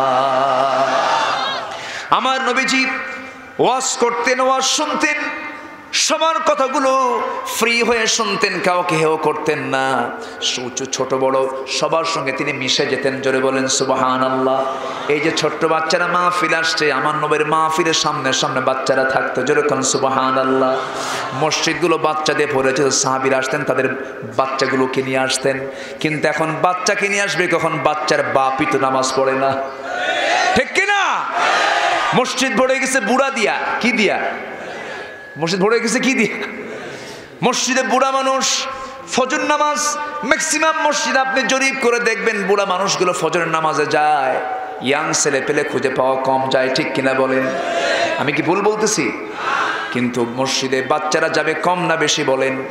কিন্তু বাচ্চা যাবে কেমনে? কিছু বুড়া চাচা আছে হাতে লাঠি নিয়ে বসে থেকে বারান্দায়, আছে না? আছে না? আছে না? নয়। বাচ্চারা মসজিদে আসবে, লাঠি দেখায় বলে মসজিদে ঢুকো না, তোমরা বেয়াদবি করো বা হাসবা খেলবা, মসজিদে ঢুকতে দেয় না। কিন্তু এটা কখনো উচিত না। ছোট্ট ছোট্ট বাচ্চারা মসজিদে আসবে, তারা খেলবে, হাসবে, কাঁদবে, তারা যা কিছু করে করুক, মসজিদের নামাজের সামনে দিয়ে ওঠা বসা করুক, যা করে করুক, আল্লাহ তাদের এই ভুলগুলো নামাজ বলে কবুল করে নিবেন। জোরে বলি সুবহানাল্লাহ, আরো জোরে বলি সুবহানাল্লাহ। আমার ভাইয়েরা, আমার নবীজি হুসাইনকে কোলের মধ্যে নিয়ে মসজিদে প্রায় বসে থাকতেন। প্রথম কাতারে বসায় বসা তিনি তাকে নিয়ে গল্প করতেন। ছোট্ট ছোট্ট বাচ্চারা মসজিদে আসবে, এতে কোনো আপত্তি? এতে কোনো সমস্যা? ছেলে হোক মেয়ে হোক, যদি নাবালক নাবালিকা হয়, ছোট্ট ছোট্ট ছেলে মেয়েরা বাবার সঙ্গে মসজিদে আসবে, সংস্কৃতি দেখবে, নামাজ কেমনটা লাইন হয়ে পড়তেছে, সময়টা শিখবে, টাইম সম্পর্কে জ্ঞান হবে, শৃঙ্খলা শিখবে, ভদ্রতা শিখবে, সিস্টেম বুঝবে, পদ্ধতি বুঝবে। ওই সন্তানের স্মৃতিপটে নামাজের এই দৃশ্যগুলো যখন সে বড় হয়ে যাবে, সে আপনা আপনি নামাজটা ধরে ফেলে দেবে, ঠিক কিনা? এখন বাচ্চাগুলো মসজিদে না এসে করে কি? ওই কার্টুনের সামনে বসে থেকে দেখে মোটু পাটলু নাট বল্টু, আছে না নাই? আমি কি ভুল বলতেছি? হ্যাঁ, ঠিক আছে না? বাচ্চারা টেলিভিশনের সামনে সব সময় নাট বল্টু দেখে। মোটু পাটলু আছে না? মোটু পাটলু, মোটু পাটলু শিখতো না, দেখতো না। যদি সন্তানকে মসজিদে নিয়ে যেতেন, আমার নবীজি জুমার খুতবা একদিন দিচ্ছিলেন। কিসের খুতবা? জুমার খুতবা দিচ্ছেন। হুসাইন রাদিয়াল্লাহু আনহু সাড়ে তিন ফিট মানুষ, 3.5 ফিট মানুষ, জুব্বা পরেছেন 6 ফিট। জুব্বা কয় ফিট? 6 ফিট। হাঁটতে পারবে না, পড়ে যাবে, পড়ে যাচ্ছে বারবার, উঠতেছে একবার, পড়ে যাচ্ছে একবার। আমার নবীজি লক্ষ্য করলেন আমার নাতি হুসাইন বারবার পড়ে যাচ্ছে, ওয়াজিব খুতবা ছেড়ে দিলেন, দৌড় মারলেন। দৌড় মেরে হুসাইনকে কোলের মধ্যে করে নিয়ে প্রথম কাতারে বসায় দিয়ে আবার পুনরায় খুতবা শুরু করে দিলেন। আমার নবীজি প্রত্যেকটা বাচ্চার সঙ্গে মিশে যেতেন, প্রত্যেকটা বাচ্চার সঙ্গে ফ্রি হয়ে কথা বলতেন। আমার নবীজি একদিন হুসাইনকে কোলের মধ্যে নিয়ে গল্প করছেন, নানা কি খেয়েছো তুমি, কখন তুমি ঘুম থেকে উঠেছ, গল্প গুজব করছিলেন। বাবে জিবরিল দিয়ে জিবরাইল আলাইহিস সালাতু ওয়াস সালাম নবীর সামনে দেখা করার জন্য আসতেছেন, ওহী নিয়ে আসতেছেন। আমার নবীর সামনে আস্তে করে বসে গেলেন। বসে গিয়ে ওহীর প্রক্রিয়া শুরু হয়ে যাবে। আমার নবীজি ওহীর প্রক্রিয়ার দিকে না গিয়ে আমার নবীজির কোলে বসা হোসেনকে নিয়ে তিনি পেরেশান হচ্ছেন। হোসেনকে বলছেন, না না, আমার সামনে কে এসে বসলো, তুমি তাকে চেনো নাকি? এবার হোসেন বলছে, না না, এই লোকটা আপনার কাছে মাঝে মাঝে আসে, কিন্তু কেমন যেন মনে হচ্ছে, কেন? খুব দ্রুত আসে, খুব দ্রুত চলে যায়, চুলগুলো খুব কালো কুচকুচে, পোশাকগুলো খুব সুন্দর, সুশ্রী মানুষ, কিন্তু আমার কাছে কেমন যেন মনে হয় সে খুব অল্প সময় নিয়ে আসে, অল্প সময় নিয়ে যায়। কোনো সাহাবী এমনটা করে না। এই লোকটার মতলব ভালো না। কি ভালো না? মতলব ভালো না। তাহলে টার্গেট ঠিক আছে কিনা বলেন? হোসেন ধরে ফেলেছেন। আমার নবীজি মুস্কি মুস্কি হাসি মারেন। এবার বলছেন, না না, তবে তোমার কাছে কি মনে হয় বলো? কেন না, আরেকটা বিষয় মনে হয় কি, কোন সাহাবী আপনার সঙ্গে দেখা করার জন্য যখন আসে, কেউ খালি হাতে আসে না।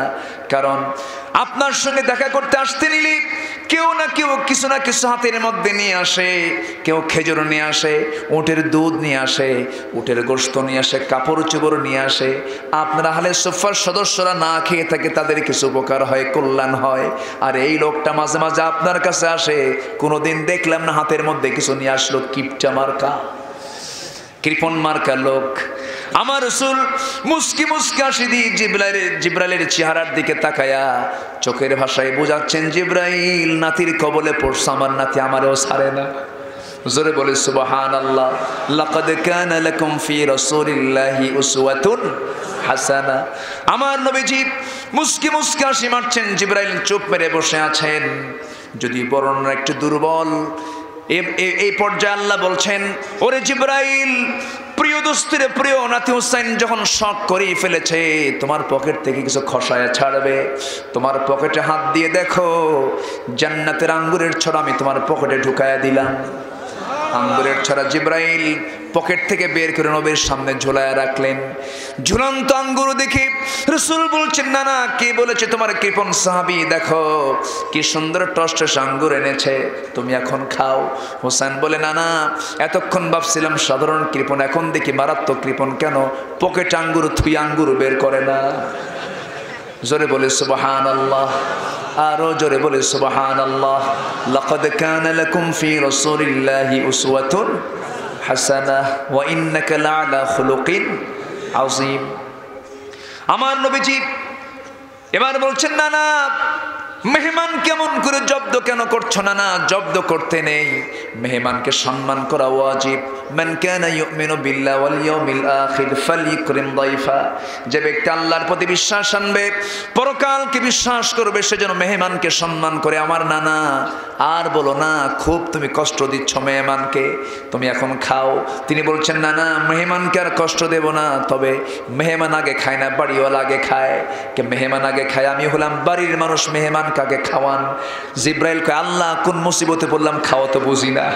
জোরে বলেন সুবহানাল্লাহ, আরো জোরে বলি সুবহানাল্লাহ। আমার ভাইয়েরা, নবীজি প্রতিটি শিশুর আদর্শ, যুবকের আদর্শ, আবার স্ত্রীর সামনে গেলে স্বামীর আদর্শ, নাতির সামনে গেলে নানার আদর্শ। আমার নবীজি একদিন হোসাইনকে কোলের মধ্যে নিয়ে বসে আছেন। আমার নবীজি সাহাবায়ে কেরামকে নিয়ে বসে আছেন। একদিন আমার নবীজি সাহাবায়ে কেরামকে নিয়ে গল্প করছিলেন, কথাবার্তা বলছিলেন, গুরুত্বপূর্ণ বয়ান করছিলেন। হোসেন রাদিয়াল্লাহু আনহু নবীর সঙ্গে দেখা করার জন্য দরজায় গেলেন, মসজিদের দরজায় গেলেন। এক সাহাবী দাঁড়ানো, রাসূলের সেই নাতি হোসেন বলছে, ও চাচা, দরজা খোলো। কেন? নানার সঙ্গে দেখা করবো। না যাওয়া যাবে না। কেন? কেন যাব না আমি? আমাদের রাসূল এখন প্রয়োজনীয় আলাপ করছেন, প্রয়োজনীয় কথা বলছেন, তুমি গেলে সব কিছু বন্ধ হয়ে যাবে। কেনা আমি যাবই, কিনা তোমাকে যেতে দেব না। এবারে চোখটা বড় করে হোসেন বলছেন, শোনো চাচারা, তোমরা যে নবীর কথা বসে বসে শোনো, সেই নবীর চাইতে আমি হোসেন কিন্তু 1000 গুণে বড়। জোরে বলেন সুবহানাল্লাহ। এমন একটা মারাত্মক কথা বলে ফেলেছেন, সাহাবী থরথর করে কাঁপে আর কয়, কি গ্রামার খাটালো বুঝলাম না, বাপ যেমন বেটাও তেমন। জোরে বলেন সুবহানাল্লাহ। আলীর ছেলে হুসাইন কি যেন বলে ফেলল, না বলি আর আটকায় না রাখি, দরজা খুলে দিয়েছে, ভিতরে ঢুকে নবীর সামনে দাঁড়ায় আছেন। আমার নবীজি তাকে দেখে বলছেন, না না, তুমি আমার সামনে আসছো, কি ব্যাপার, কথা বলো না কেন? হুসাইন বলছে, না না, আজকে বেশি কথা বলবো না, মেজাজ ঠিক নাই। মেজাজ কি নাই? কেন ম্যাম? না না, তোমার মেজাজ কেন ঠিক নাই? কি হয়েছে? তোমার সঙ্গে দেখা করতে আসবো, দরজা আটকা রাখে, আমাকে আসতে দেয় না, আমার কি কোনো দাম নাই নাকি? হ্যাঁ, তোমার অবশ্যই দাম আছে। না, তোমাকে কে মূল্যহীন করে, আমি তাকে বিচার করব। এবারে বলছে, না না, তোমার ব্যাপারে আমার কিছু কথা আছে। কি কথা? আমি তোমার চেয়ে বড়। সুবহানাল্লাহ বলবেন না? আমি তোমার চেয়ে বড়। আমার রাসূল বললেন, না না, আমি তোমার ভাষা বুঝতেছি না। না না, তুমি আমার চেয়ে বড় কেমনে? বয়সও ছোট, তুমি নাতি, আমি নানা। তোমার বয়সের দিক থেকে আমি বড়, আমি তোমার নানা, আমি তোমার সেই দিক থেকেও বড়, তুমি আমার চেয়ে কেমনে বড়? এবারে বলছেন, না না, আমি তোমাকে 3টা প্রশ্ন করব, তুমি শুধু জবাব দিবা। ঠিক আছে, প্রশ্ন করো। তিনি বলছেন, না না, প্রশ্ন তো করব আমি, কিন্তু একা একা আমি তোমার সঙ্গে কথা বলতে চাচ্ছি না, কারণ সব সাহাবীরা আমার সঙ্গে কেমন যেন করে।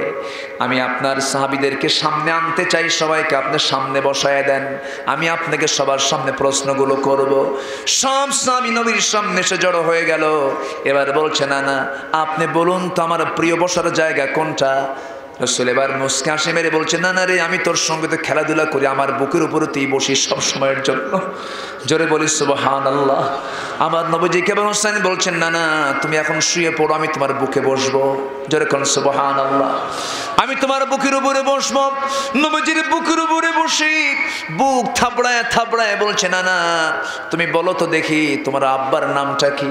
এবার তিনি বলছেন আমার আব্বার নাম হলো আব্দুল্লাহ, বাড়ি তার কোথায়? মক্কা। কোন বংশ? কুরাইশ বংশ। না না তুমি কি জানো? না না আমার বাবার নামটা কি? আমার বাবা কি? আমার বাবা হচ্ছেন সেই বাবা যে বাবার বংশ কুরাইশ, যে বাবার জন্ম মক্কা। কিন্তু আমার বাবা আলী হলেও শুধু আলী দিয়ে শেষ নয়, আমার বাবা আলীর পরিচয় হলো আসাদুল্লাহিল গালিব। দুনিয়ার সমস্ত কাফের বেঈমানদের জন্য যাকে আসাদ করে পাঠানো হলো সেই বাবা আলীর দিকে আপনি তাকান, আপনার বাবা আব্দুল্লাহর দিকে তাকান, আর ওজন দিয়ে মাপ দেন। যদি দুজনকে ওজনে দেওয়া হয় আল্লাহর কসম করে বলি আব্দুল্লাহর চাইতে আলীর দাম আল্লাহর কাছে বেশি। জোরে কোন সুবহানাল্লাহ। আমার নবীজি মুস্কি মুস্কি হাসি মারেন, সন্তানটাকে নাতিটাকে কোলের মধ্যে নিয়া গালে চুমা দেন, আর বলেন না না আর কি প্রশ্ন করবি বল।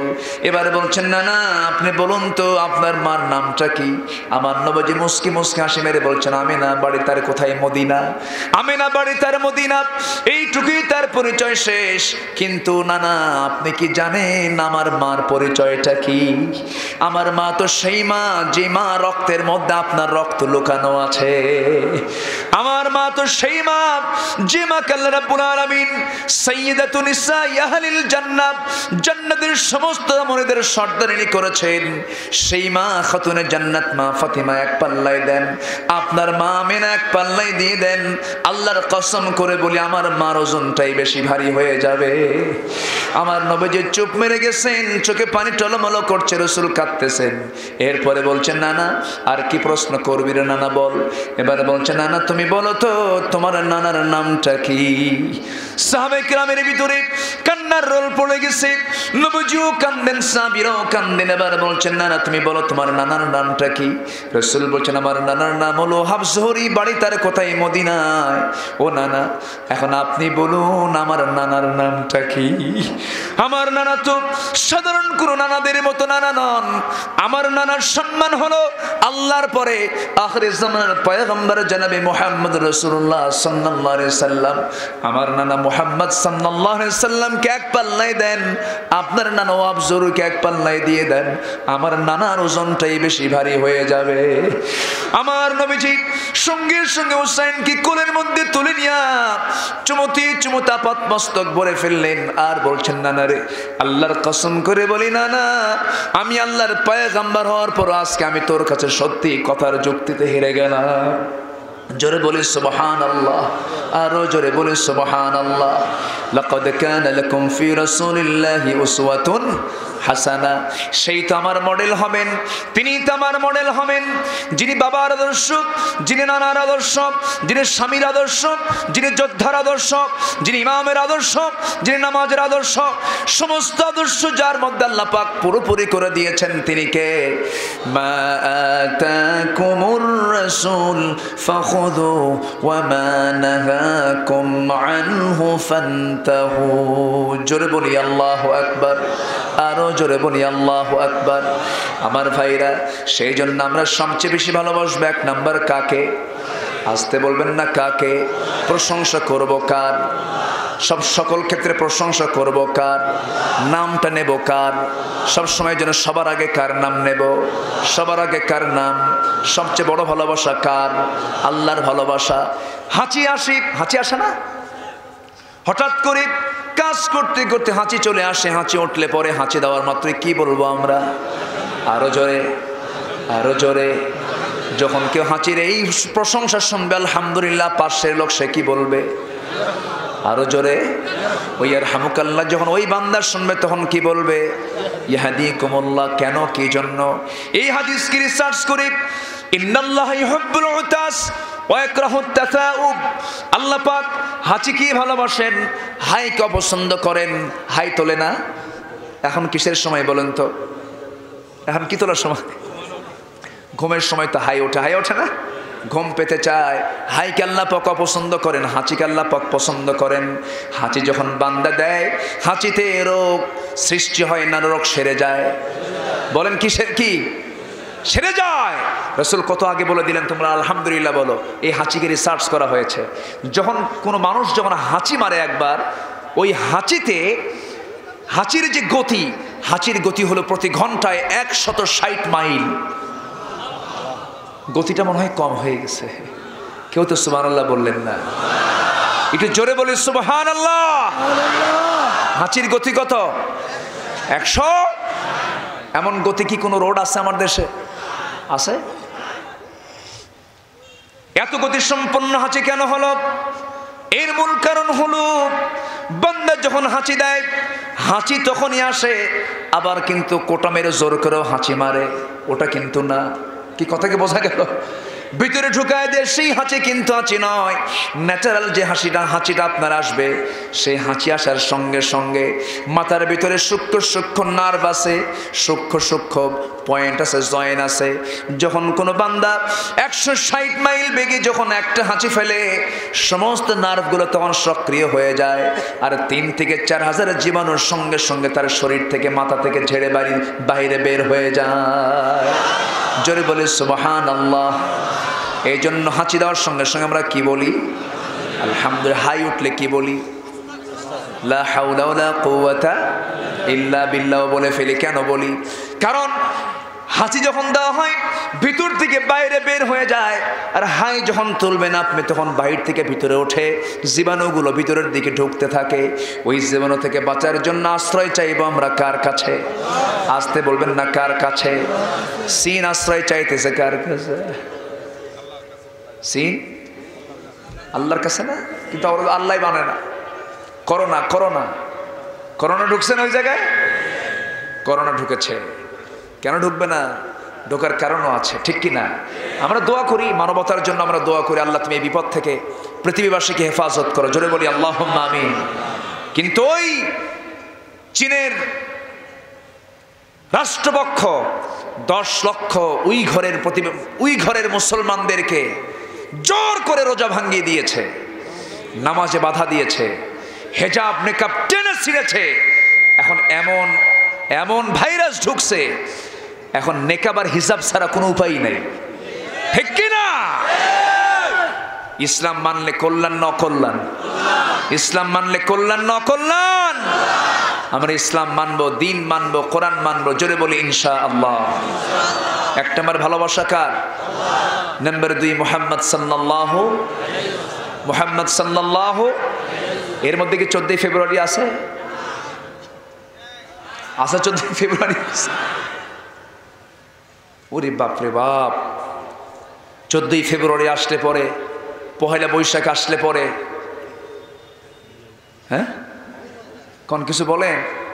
এলাকায় কিছু হয় নাকি? এগুলো পহেলা বৈশাখে কিছু হয়? ইলিশ মাছ, হ্যাঁ, পান্তা হয়, এগুলো হয়। ইলিশ মাছের দাম 2000 টাকা পিস, 1 পিস 2000 টাকা। 2000 টাকা ইলিশ মাছের দাম না, যে খাওয়ায় তার দাম সহ, ঠিক কিনা?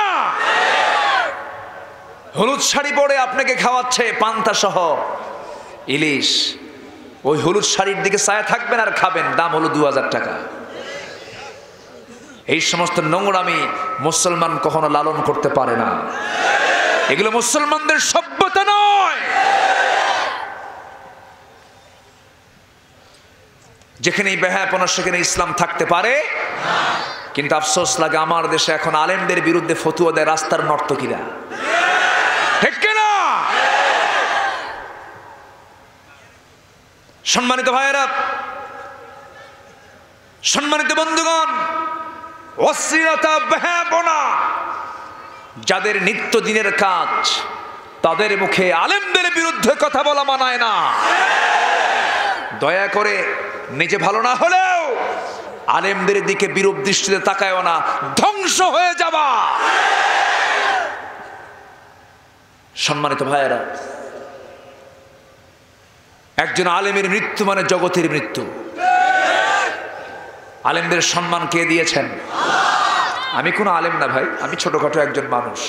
আমারই ডাকে মানুষ আসি, কিন্তু আমি আলেমকে ভালোবাসি, জীবন দিয়ে ভালোবাসি। রাসূল বলেছেন আল উলামা ওয়ারাসাতুল আম্বিয়া। এটা ছোটখাটো কথা না, ছোটখাটো কোনো বচন না।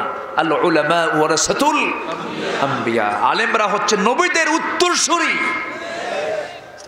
নবীদের উত্তরসূরি হচ্ছে আলেম ওলামারা। অতএব ওই জায়গায় কথা বলতে নিলে একটু চিন্তা ভাবনা করে হাত দিতে হবে, জ্বলে পুড়ে ছাই হয়ে যাবা। কষ্ট হচ্ছে নাকি আপনাদের? আল্লাহ ধরে না সহজে, কিন্তু ধরলে আল্লাহ ছাড়েও না। আল্লাহ সহজে ধরেন না, কিন্তু ধরলে আল্লাহ। ফেরাউনকে ছাড়ছেন, নমরুদকে ছাড়ছেন, আবু জেহেলকে ছাড়ছেন। ইতিহাস থেকে শিক্ষা নিতে হবে, যে যাই বলুক না কেন আমার ভালোবাসার সকলটুকু অংশ দিয়ে দেব প্রথম আল্লাহর জন্য। রাজি আছেন না? নামাজ না পড়লেও চলবে, নামাজ পড়তে হবে, 5 ওয়াক্ত নামাজ। সবাই পড়তে রাজি আছেন? হাত তুলে দেখেন তো দেখি। এই থামেন, সবাই বলেন ইয়া আল্লাহ ইয়া রহমান, আমাদেরকে 5 ওয়াক্ত সালাত আদায় করার তৌফিক তুমি আল্লাহ দিয়া দাও। জোরে বলি আমিন, আরো জোরে আমিন। হাত নামান। হ্যাঁ, জামাতের সাথে উনি এটা আবার ধরে ফেলেছেন, ভালো। নামাজি না আমার দেশে নামাজ আছে বলেন তো? আছে নামাজ? কই নামাজ? মাত্র 5% লোক নামাজ পড়ে, আর বাকি 95% সব মুরিদ। ঠিক কিনা? এমন পীরের মুরিদ, পীর নিজেও নামাজ পড়ে না, মুরিদও নামাজ পড়ে না। আছে না নাই? পানির তলে মোমবাতি বাও বাতাসে নেভে না, বাবার নামে হালকা দিলে ওযু গোসল লাগে না। আছে না নাই? ইল্লাল্লাহ। আছে না নাই? ওগুলো মৃগী ব্যারাম। কি ব্যারাম? মৃগী মৃগী মৃগী রোগ আছে না? হঠাৎ করেই কি কথা কি বুঝতেছেন? কথা কি বুঝতেছেন?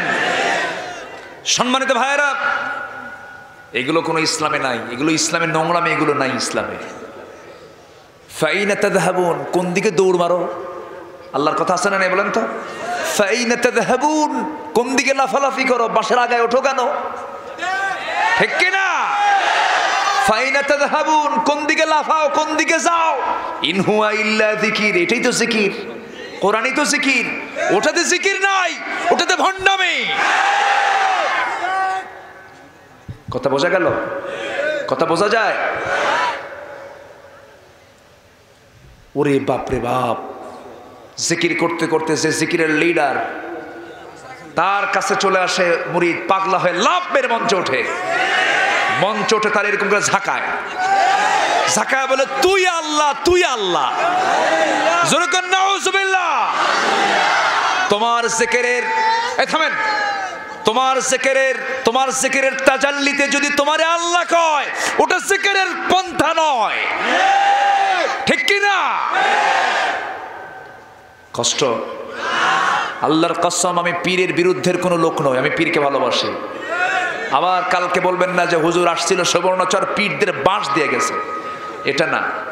আমি পীরকে মহব্বত করি, পীরকে মহব্বত করি, পীরকে ভালোবাসি আমি। কিন্তু সে কোন পীর? খাজা মাইনুদ্দিন চিশতি রহমতুল্লাহ আলাইহ রাজা পৃথ্বীরাজকে পরাজিত করেছিলেন। ঠিক কিনা? শাহজালাল ইয়ামিনী রাজা গৌর গোবিন্দকে পরাজিত করেছিলেন। তাদের এক হাতে ছিল আল্লাহর কালাম, আরেক হাতে ছিল তরবারি। আল জান্নাতু তাহতা জিলালিস সুয়ুফ, রাসূল বলেছেন জান্নাত হলো তরবারির ছায়া তলে। এত সস্তায় জান্নাত পাওয়া যাবে না, খালি এরকম করে কোনো কাম হবে না। ঠিক কি না? কষ্ট হচ্ছে? আল্লাহর নাম কি? হু। আল্লাহর নাম কি? আরেকটু বলেন তো, আরেকটু বলেন, আরেকটু বলেন। কত সুন্দর নাম! আরো তো নাম আছে, আরো নাম নাই? সে নাম ধরে ডাকতে বলেছেন কে? আল্লাহ রাব্বুল আলামিন বলেন ওয়ালিল্লাহিল আসমাইল হুসনা ফাদউহু বিহা ওয়া দারুল্লাযীনা ইউলহিদুনা ফি আসমাইহি সাইয়ুজজাউনা মা কানু ইয়ামালুন। আমার অনেকগুলো নাম আছে, সেই নামগুলো ধরে তোমরা ডাকো। কার কথা? ফাদউহু বিহা, সেই নামগুলো ধরে তোমরা ডাকো। আল্লাহ, রহমান, রহিম, গফফার, গফুর, সত্তার, জব্বার, কাহার। আছে না নাই? এই যে নামগুলো আছে, পারতেছি না, আমি কাবু হয়ে গেছি। আলোচনা চলো। হুজুর মরুক, তাহলে হুজুরও বাঁচুক। জোরে বলি আলহামদুলিল্লাহ। আজকে আমার সাথে আমার মামা এসেছেন। কই মামা?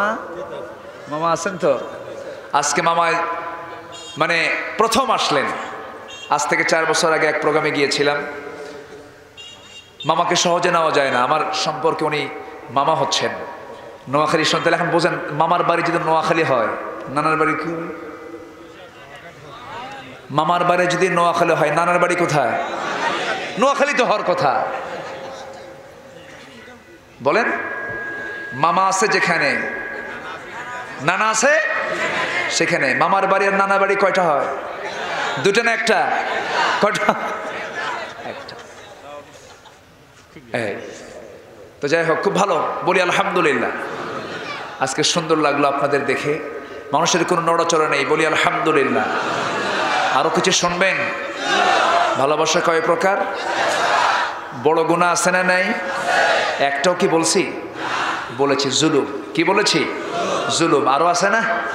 শুনবেন? এবছর এখনই? তাহলে বসেন, আমি যাই। কে আছেন শুনান। খুব সুন্দর, বলি আলহামদুলিল্লাহ। মানুষ যায় না তো, একটু জিকির করি, লা ইলাহা ইল্লাল্লাহ, লা ইলাহা ইল্লাল্লাহ, লা ইলাহা ইল্লাল্লাহ, লা ইলাহা ইল্লাল্লাহ, লা ইলাহা ইল্লাল্লাহ। আরো জোরে, লা ইলাহা ইল্লাল্লাহ, লা ইলাহা সুবহানাল্লাহ আলহামদুলিল্লাহ, লা ইলাহা ইল্লাল্লাহ। আরো জোরে, লা ইলাহা ইল্লাল্লাহ, সুবহানাল্লাহ আলহামদুলিল্লাহ, লা ইলাহা ইল্লাল্লাহ, লা ইলাহা ইল্লাল্লাহ মুহাম্মাদুর রাসূলুল্লাহ সাল্লাল্লাহু আলাইহি ওয়াসাল্লাম। ভালোবাসা 4 প্রকার। কয় প্রকার বলেছি? 1 নম্বর, ভালোবাসবো আমরা ওয়াল্লাযীনা আমানু আশাদ্দু হুব্বাল লিল্লাহ। আমরা কাকে সবচেয়ে বেশি ভালোবাসবো? নাম্বার 2 হচ্ছেন মুহাম্মদ সাল্লাল্লাহু আলাইহি ওয়াসাল্লাম। ইন কুনতুম তুহিব্বুনাল্লাহ ফাত্তাবিউনি ইউহিব্বুকুমুল্লাহ ফায়াগফির লাকুম যুনুবাকুম। আল্লাহু আকবার। তাহলে ভালোবাসতে হলে আল্লাহকে আনুগত্য করতে হবে মুহাম্মদ সাল্লাল্লাহু আলাইহি ওয়াসাল্লামের। আমরা রাসূলকে ভালোবাসবো জীবনের চেয়ে কম না বেশি? কম না বেশি? হযরত ওমর ফারুক রাসূলকে দেখে বসে আছেন। রাসূল বলেন, ওমর তুমি আমাকে কেমন ভালোবাসো? তোমার জীবনের চেয়ে কম না বেশি? তিনি এখন কিছুক্ষণ চুপ মেরে বলছে, হুজুর আমার জীবনের চাইতে একটু কম বাসি। রাসূল বলেন, তোমার ঈমান এখনো পাকা হয়নি, তুমি আরো ভাবো। হযরত ওমর কিছুক্ষণ পর হাউমাউ করে কেঁদে ফেলে বলছেন, ইয়া রাসূলুল্লাহ, আল্লাহর কসম করে বলি আমি আপনাকে আমার জীবনের চাইতেও বেশি ভালোবাসি। জোরে বলি সুবহানাল্লাহ। সাহাবায়ে কেরাম রাসূলকে জীবনের চাইতে কম বেশি ভালোবেসেছেন না বেশি ভালোবেসেছেন? বউকে ছেড়ে দিয়েছেন, পরিবার ছেড়ে দিয়েছেন, ব্যবসা বাণিজ্য ছেড়ে দিয়েছেন। রাসূল হিজরত করে চলে গেলেন মদিনায়। সাহাবায়ে কেরাম কে থেকেছেন না চলে গেছেন? সাহাবায়ে কেরাম মুহাজিররা নবীর সঙ্গে চলে গেছেন, বরং চামান নবীজি মদিনা আগে গেছেন। হিজরত আগে করেছেন না সাহাবীরা আগে হিজরত করেছে? বলেন বলেন বলেন। সাহাবীরা আগে হিজরত করেছেন, আবিসিনিয়ায় চলে গেছেন। জাফর বিন আবু তালেবের একটা দল বাদশা নাজ্জাশীর কাছে কালিমার দাওয়াত দিয়ে ফেলেছেন। আমার বন্ধুগণ, নবীজির প্রতি কি ভালোবাসা তাদের মধ্যে কাজ করেছে! নবীজিকে বাঁচাতে গিয়ে সাহাবায়ে কেরাম হাসতে হাসতে জীবনগুলো দিয়ে দিয়েছে। আমরা নবীর আদর্শকে লাকাদ কানা লাকুম ফি রাসূলিল্লাহি উসওয়াতুন হাসানা, নবীর আদর্শকে বুলন্দ করার জন্য প্রয়োজনে আমরা নবীর প্রেমে মত্ত হয়ে জীবন দিতে প্রস্তুত আছি। সবাইকে প্রস্তুত আছি? আল্লাহ কবুল করুন। জোরে বলি আমিন, আরো জোরে আমিন, আরো জোরে আমিন। নাম্বার 3 ভালোবাসা হলো দ্বীনি ভালোবাসা। কি ভালোবাসা? দ্বীনি ভালোবাসা। ইন্নাল্লাহা ইউহিব্বুল্লাযীনা ইউকাতিলুনা ফি সাবিলিহি সাফফান কান্নাহুম বুনিয়ানুম মারসুস। কি সুন্দর করে সবাই জবাব দেন আয়াতের শেষে। এত সুন্দর শ্রোতা আপনি উত্তরবঙ্গেও পাবেন না, পশ্চিমাঞ্চলেও পাবেন না, দক্ষিণবঙ্গের নোয়াখালীতে বেশি পাবেন, কারণ নোয়াখালী হলো আলেমের ডিপো। জোরে বলি আলহামদুলিল্লাহ। নোয়াখালী থেকে আলেম প্রোডাকশন হয়, প্রোডাকশন বোঝেন নাই? এই নোয়াখালী হচ্ছে আলেমের ঘাঁটি। এটা জোরে বলি আলহামদুলিল্লাহ। এখান থেকে সব আলিম সাপ্লাই। এই দেশে যত আলেম ওলামা তার মূল শেকড় নোয়াখালী। জোরে বলি আলহামদুলিল্লাহ। ঠিক আছে না? গোটা দেশে আপনি যেখানে যান মূল সিলসিলা দেখবেন, খুঁজে পাবেন নোয়াখালী। জোরে বলি আলহামদুলিল্লাহ। নোয়াখালী ছাড়া উপায় নাই, কোনো উপায় নাই। জানাজা দিতে নোয়াখালী। দুষ্টামি তো আছে কিছু, আসতে কোন কেন আছে না? নাই। আচ্ছা, আবু জেহেল তো রসুলের পাশেই বাড়ি, বোঝেন না? রসুল ছিলেন যেখানে আবু জেহেল, সেখানে যে দুষ্ট সেও ভালোর সাথেই থাকে, ঠিক কি না? ভালো আর মন্দ যদি এক জায়গায় না থাকে তাহলে তো ভালোটা কি আর মন্দটা কি, মন্দ কেমন মন্দ আর ভালো কেমন ভালো বোঝা যাবে না। ভালো প্রমাণ হবে মন্দ থাকলে, আর মন্দ প্রমাণ হবে ভালো থাকলে, ঠিক কি না? এই জন্য ভালোকে মন্দ দিয়ে চিনতে হবে, মন্দকে ভালো দিয়ে চিনতে হবে। এই জন্য নোয়াখালী আসতে হবে। জোরে বলি আলহামদুলিল্লাহ, জোরে বলি আলহামদুলিল্লাহ।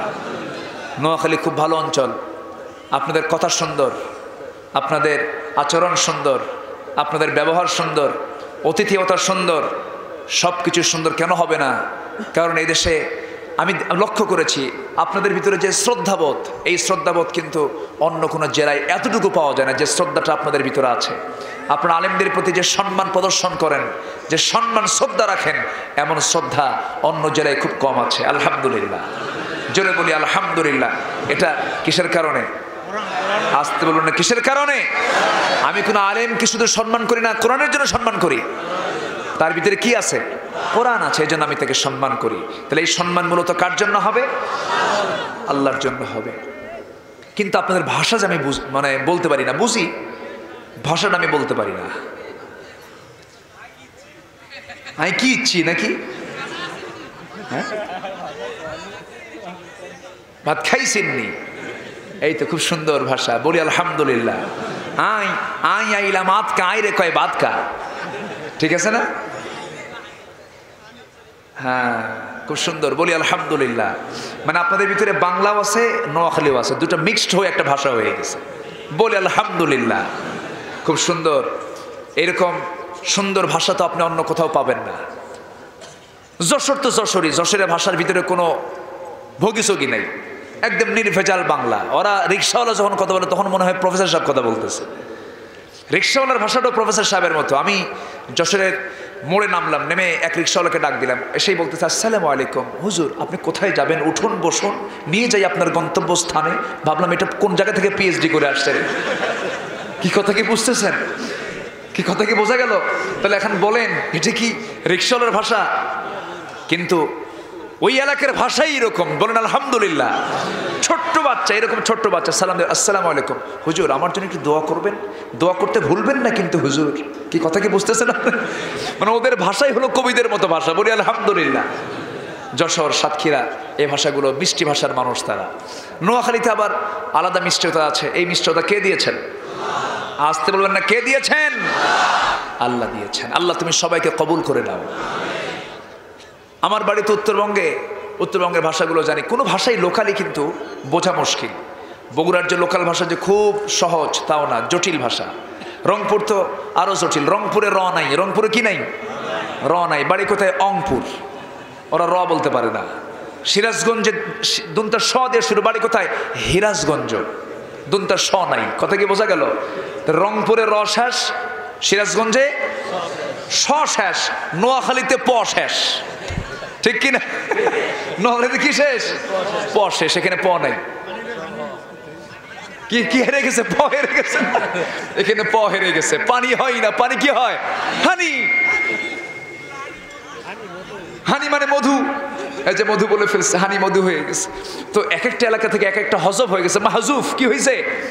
মাহজুফ হয়ে গেছে। কিন্তু ওখানে মূলত পানি বলে, কিন্তু পানিটা হানি হয়ে যায়। তো যাই হোক, এই ভাষাগুলোর সৌন্দর্য কে দিয়েছেন বলেন তো? আল্লাহ দিয়েছেন। সিলেটে গেলেই তো ওরে বাবা, সিলেটে গেলে তো আছে খিতামাত মাতলা রে বা ভালানি, কি বুঝতেছেন কিছু? এই হচ্ছে সিলেট।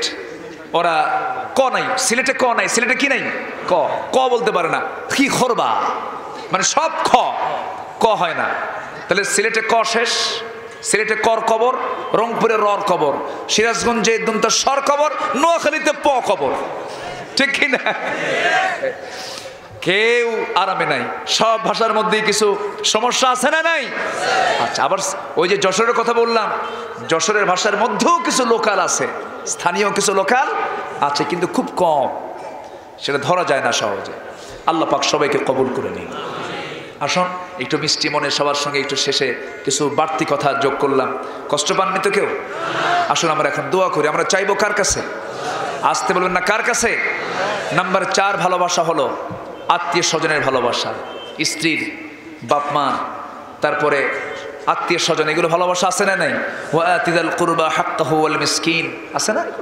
আছে। ইয়াসআলুনাকা মাযা ইউনফিকুন কুল মান ফাকতুম মিন খাইরিন ফালিল ওয়ালিদাইন ওয়াল আকরাবিন। আল্লাহ পাক এগুলো অনেক কিছু বলে দিয়ে বুঝাচ্ছেন, এদের সঙ্গে তোমরা ভালোবাসার বন্ধনে আবদ্ধ হয়ে যাও। আল্লাহ সবাইকে এগুলো আমল করার তৌফিক দিয়ে দাও। জোরে বলি আল্লাহুম্মা আমিন।